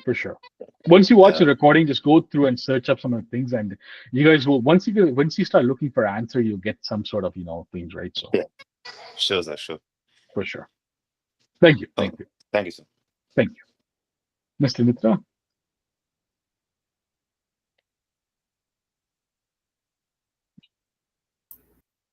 Hi, sir. What I learned today is the hypervisor or differences very clearly I understood. Before it was a confused. What is one? It's a hypervisor one just from the kernel it's working. Yep, exactly. And it is efficient and fast. You can more secure. Yep. Environment. It's a large scale operation. They use that one. Mm-hmm. I learned now a clear understanding what is going on. The other thing you said, the question in the help desk, the person come, you ask question, when was the last time you happened? That is clearly diagnose the situation. Okay. Yes. And other thing I learned that don't assume anything. Don't make any decision. You have to rely on the environment. What is the custom they have to do the business? Yep. And that is the other thing. Tone. I have a personal experience. The tone related case. Due to I work more than 2 decades in the customer service area.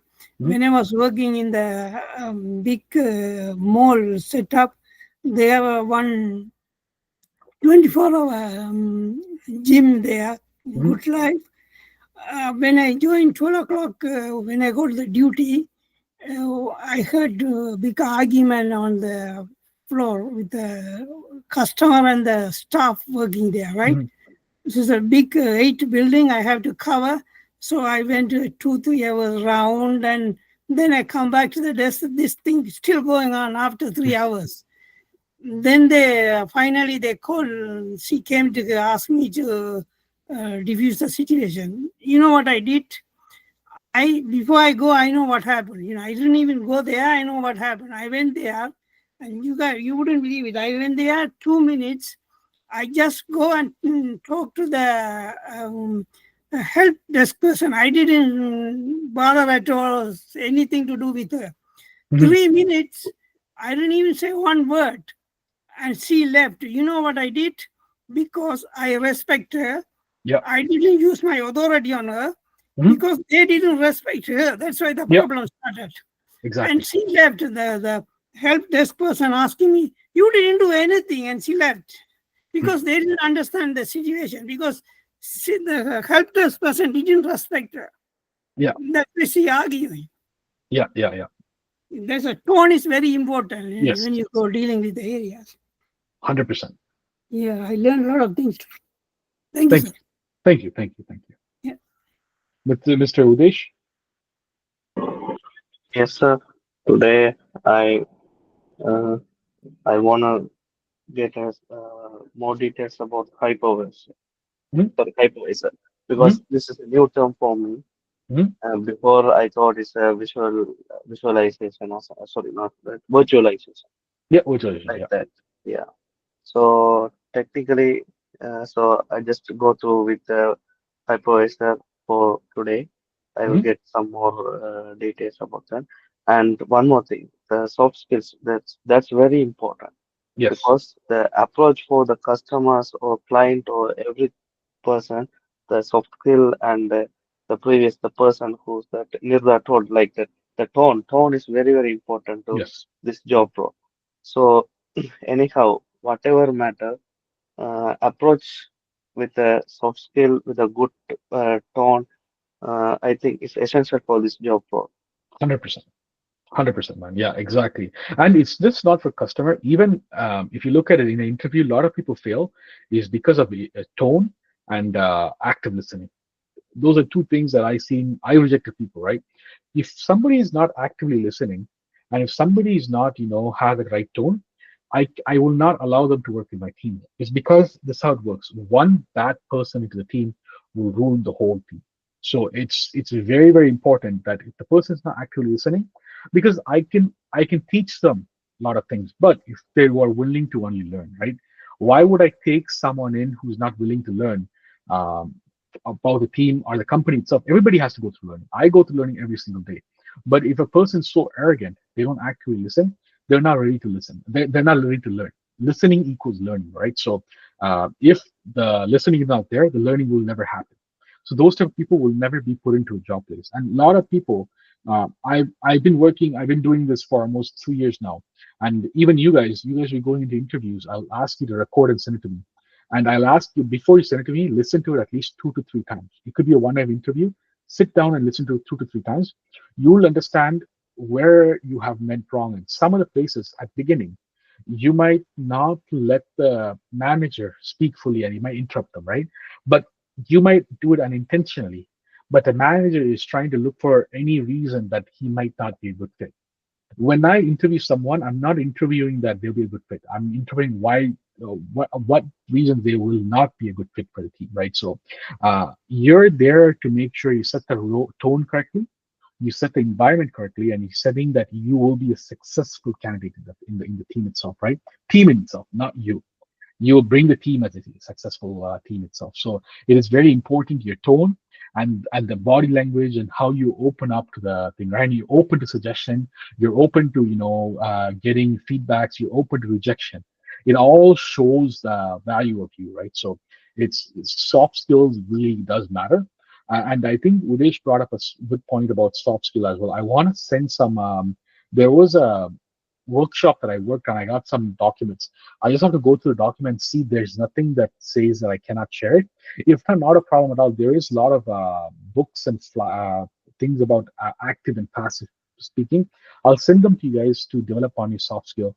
It's not about this job. It will personally help you as well to develop your career, right? So it's for your personal well-being as well. I'll share that with you guys. Thank you. And Mr. Sam, not but not least. Yeah, thank you. Thanks for letting me share my experience. That was a great session, to be honest. I'm from non-IT background, so I'm trying to learn, and Mhm. I'm willing to learn more from team and from you especially. So I have to get back and see the videos again and try to recall the things Yep. and make sure get all those the previous session and make sure that I am on the point right now Mhm. to make sure I'm on the same loop. So hopefully, yeah, and then I appreciate the way Sharon I believe Sharon said me that Mhm. there should be someone like something like a session where we can have some time and talk on our For sure. soft skills. It's good way, someone putting out and trying to grow as a team, and it's good to learn. So yeah, I'm excited. A lot of you know things to look into, and hopefully we'll try to get back. For sure. For sure. Thank you so much. Thank you. Yes, Mr. Udesh. Go ahead. Yes, sir. If you have, yes, sir. If you have time, shall I share my experience, my work experience? Yeah, of course. Go ahead. So I'm new to Canada. So Mhm. I was looking for several jobs, but applying Indeed everywhere, but I didn't get. I put my Mhm. resume to everywhere, also I didn't get. But for this May, I got a interview call from one aluminum company. In Mhm. that interview, they asked me and they observe me full and fully. Mhm. What are they need? Only they need the approach. Mhm. Where I say frankly, I don't know how to work in a factory and I don't know how to operate the machines. They say no problem. They will Yep. train like that. And uh, they they expect from us is willing to learn. That's the Yes. main thing. And Exactly. one more thing, whoever you are an expert or something, whatever, they again expect the team collaboration. Mhm.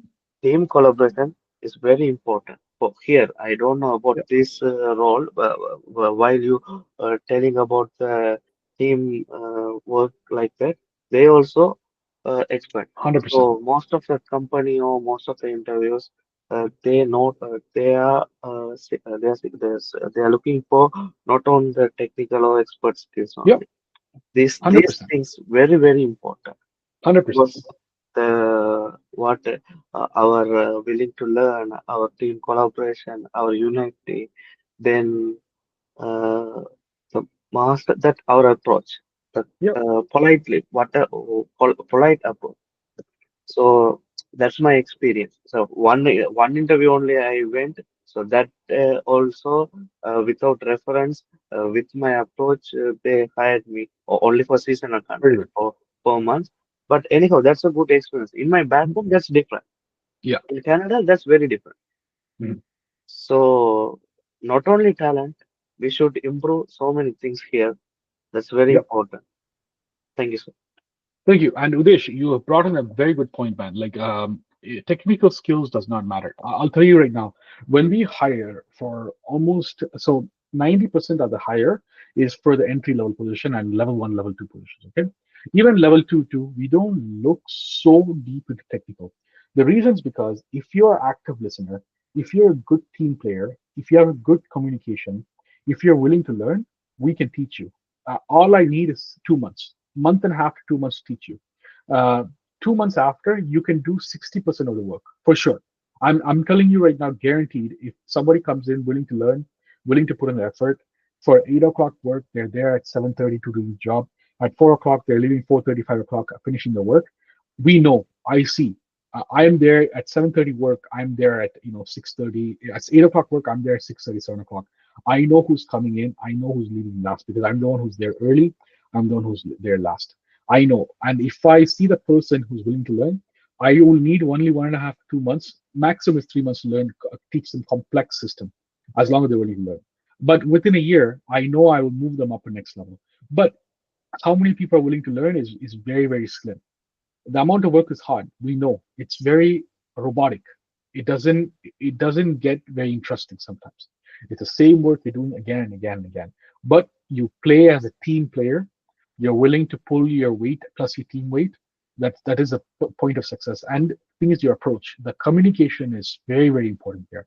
As long as you can say, hey, you can depend on me, I will get the work done, does not matter how. That's all it is, man. Everything will work smoothly. That's what everybody looks for. But that's the thing that a lot of people are missing here, right? That's the dot. Everybody thinks IT is so technical for entry level. You're not going into, here's the thing, you're not going to system engineer, you're not going as system admin, you're not going as network admin. Even that does not need too technical skills. We hire people right off of college who has just basic home setup, they've done it themselves, but they're willing to learn. That's the important. A lot of you guys will have a career gap, right? The explanation that I've seen a lot, even older people that I we suggest to give is yes, you are making a midlife career change, or two, you're switching your career, but you just did not sit there not doing anything.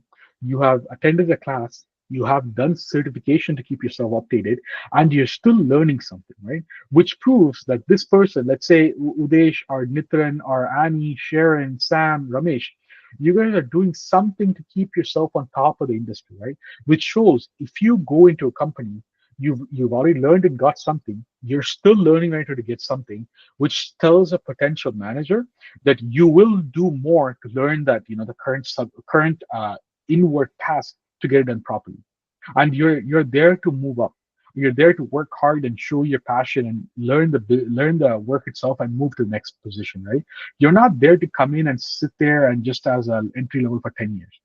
You're there for 1 or 2 years. Your plan should be, when they ask you what is your next 5 years plan, your plan should be the next 1 year to 1.5 years is for me to master this and become a team lead. For sure, 1.5 to 2 years, you will be a team lead if you work hard. If you have to have first a vision. When they ask you what is your 5 years goal, if you say you don't know, that means a person with no vision lacks skills. He has no dream whatsoever. There's no point of hiring him. He'll never work as hard as a person who has a dream. You need to have a vision. You need to have a dream, but a very realistic dream. If you come in and tell me that you want to become a manager of thing within 1.5 years, I'll just be like, get out. Because I'm not saying you won't be a manager. I'm saying it's not realistic within 1 year. Let's have a more realistic approach. When they ask, you will be asked, what is your 5-year goal? You need to have a very, very, it doesn't mean, okay, but this year I'm going to do this year, but you need to have a vision. Okay, for the next, I know my 1.5 to 2 years, I'm going to be dedicating to mastering this and becoming a team lead if I can. And the next route is I want to see if I like systems more and networking more. That is where my next 5-year goal is, to figure out what my passion is and moving towards it. But my 2 years, my 1.5 to 2 years is to become a team lead or a senior person in the help desk or service desk, right? So your goal should always be, your 5 years goal should be laid out for you. That means it shows someone you have a vision. Vision equals action. Action equals task completion and learning, right? So you're there to learn and you're there to grow. You're not there to just sit there as a stale water. Stale water turns into a poison. Right? That's what we say. If you're there for a lot more than 2 years, you can become a poison to the team because you will be fed up with your job. Okay. But I thank everyone for joining the class today. I will have the recording uploaded as soon as I get them. So maybe 3-4 hours, and I'll send you. You guys will all get an email invite. Sam, just reply to the WhatsApp message. I'm just going to add you to the calendar invite. You'll get an invite as well, and I'll add Sam to the email chain as well. Okay. Thank you very much, guys. All right, thank you. Thank you. Thank you. Thank you, sir. Thank you, sir. Thank you. Have a you, good sir. weekend. Have a good weekend, yes. Thank you.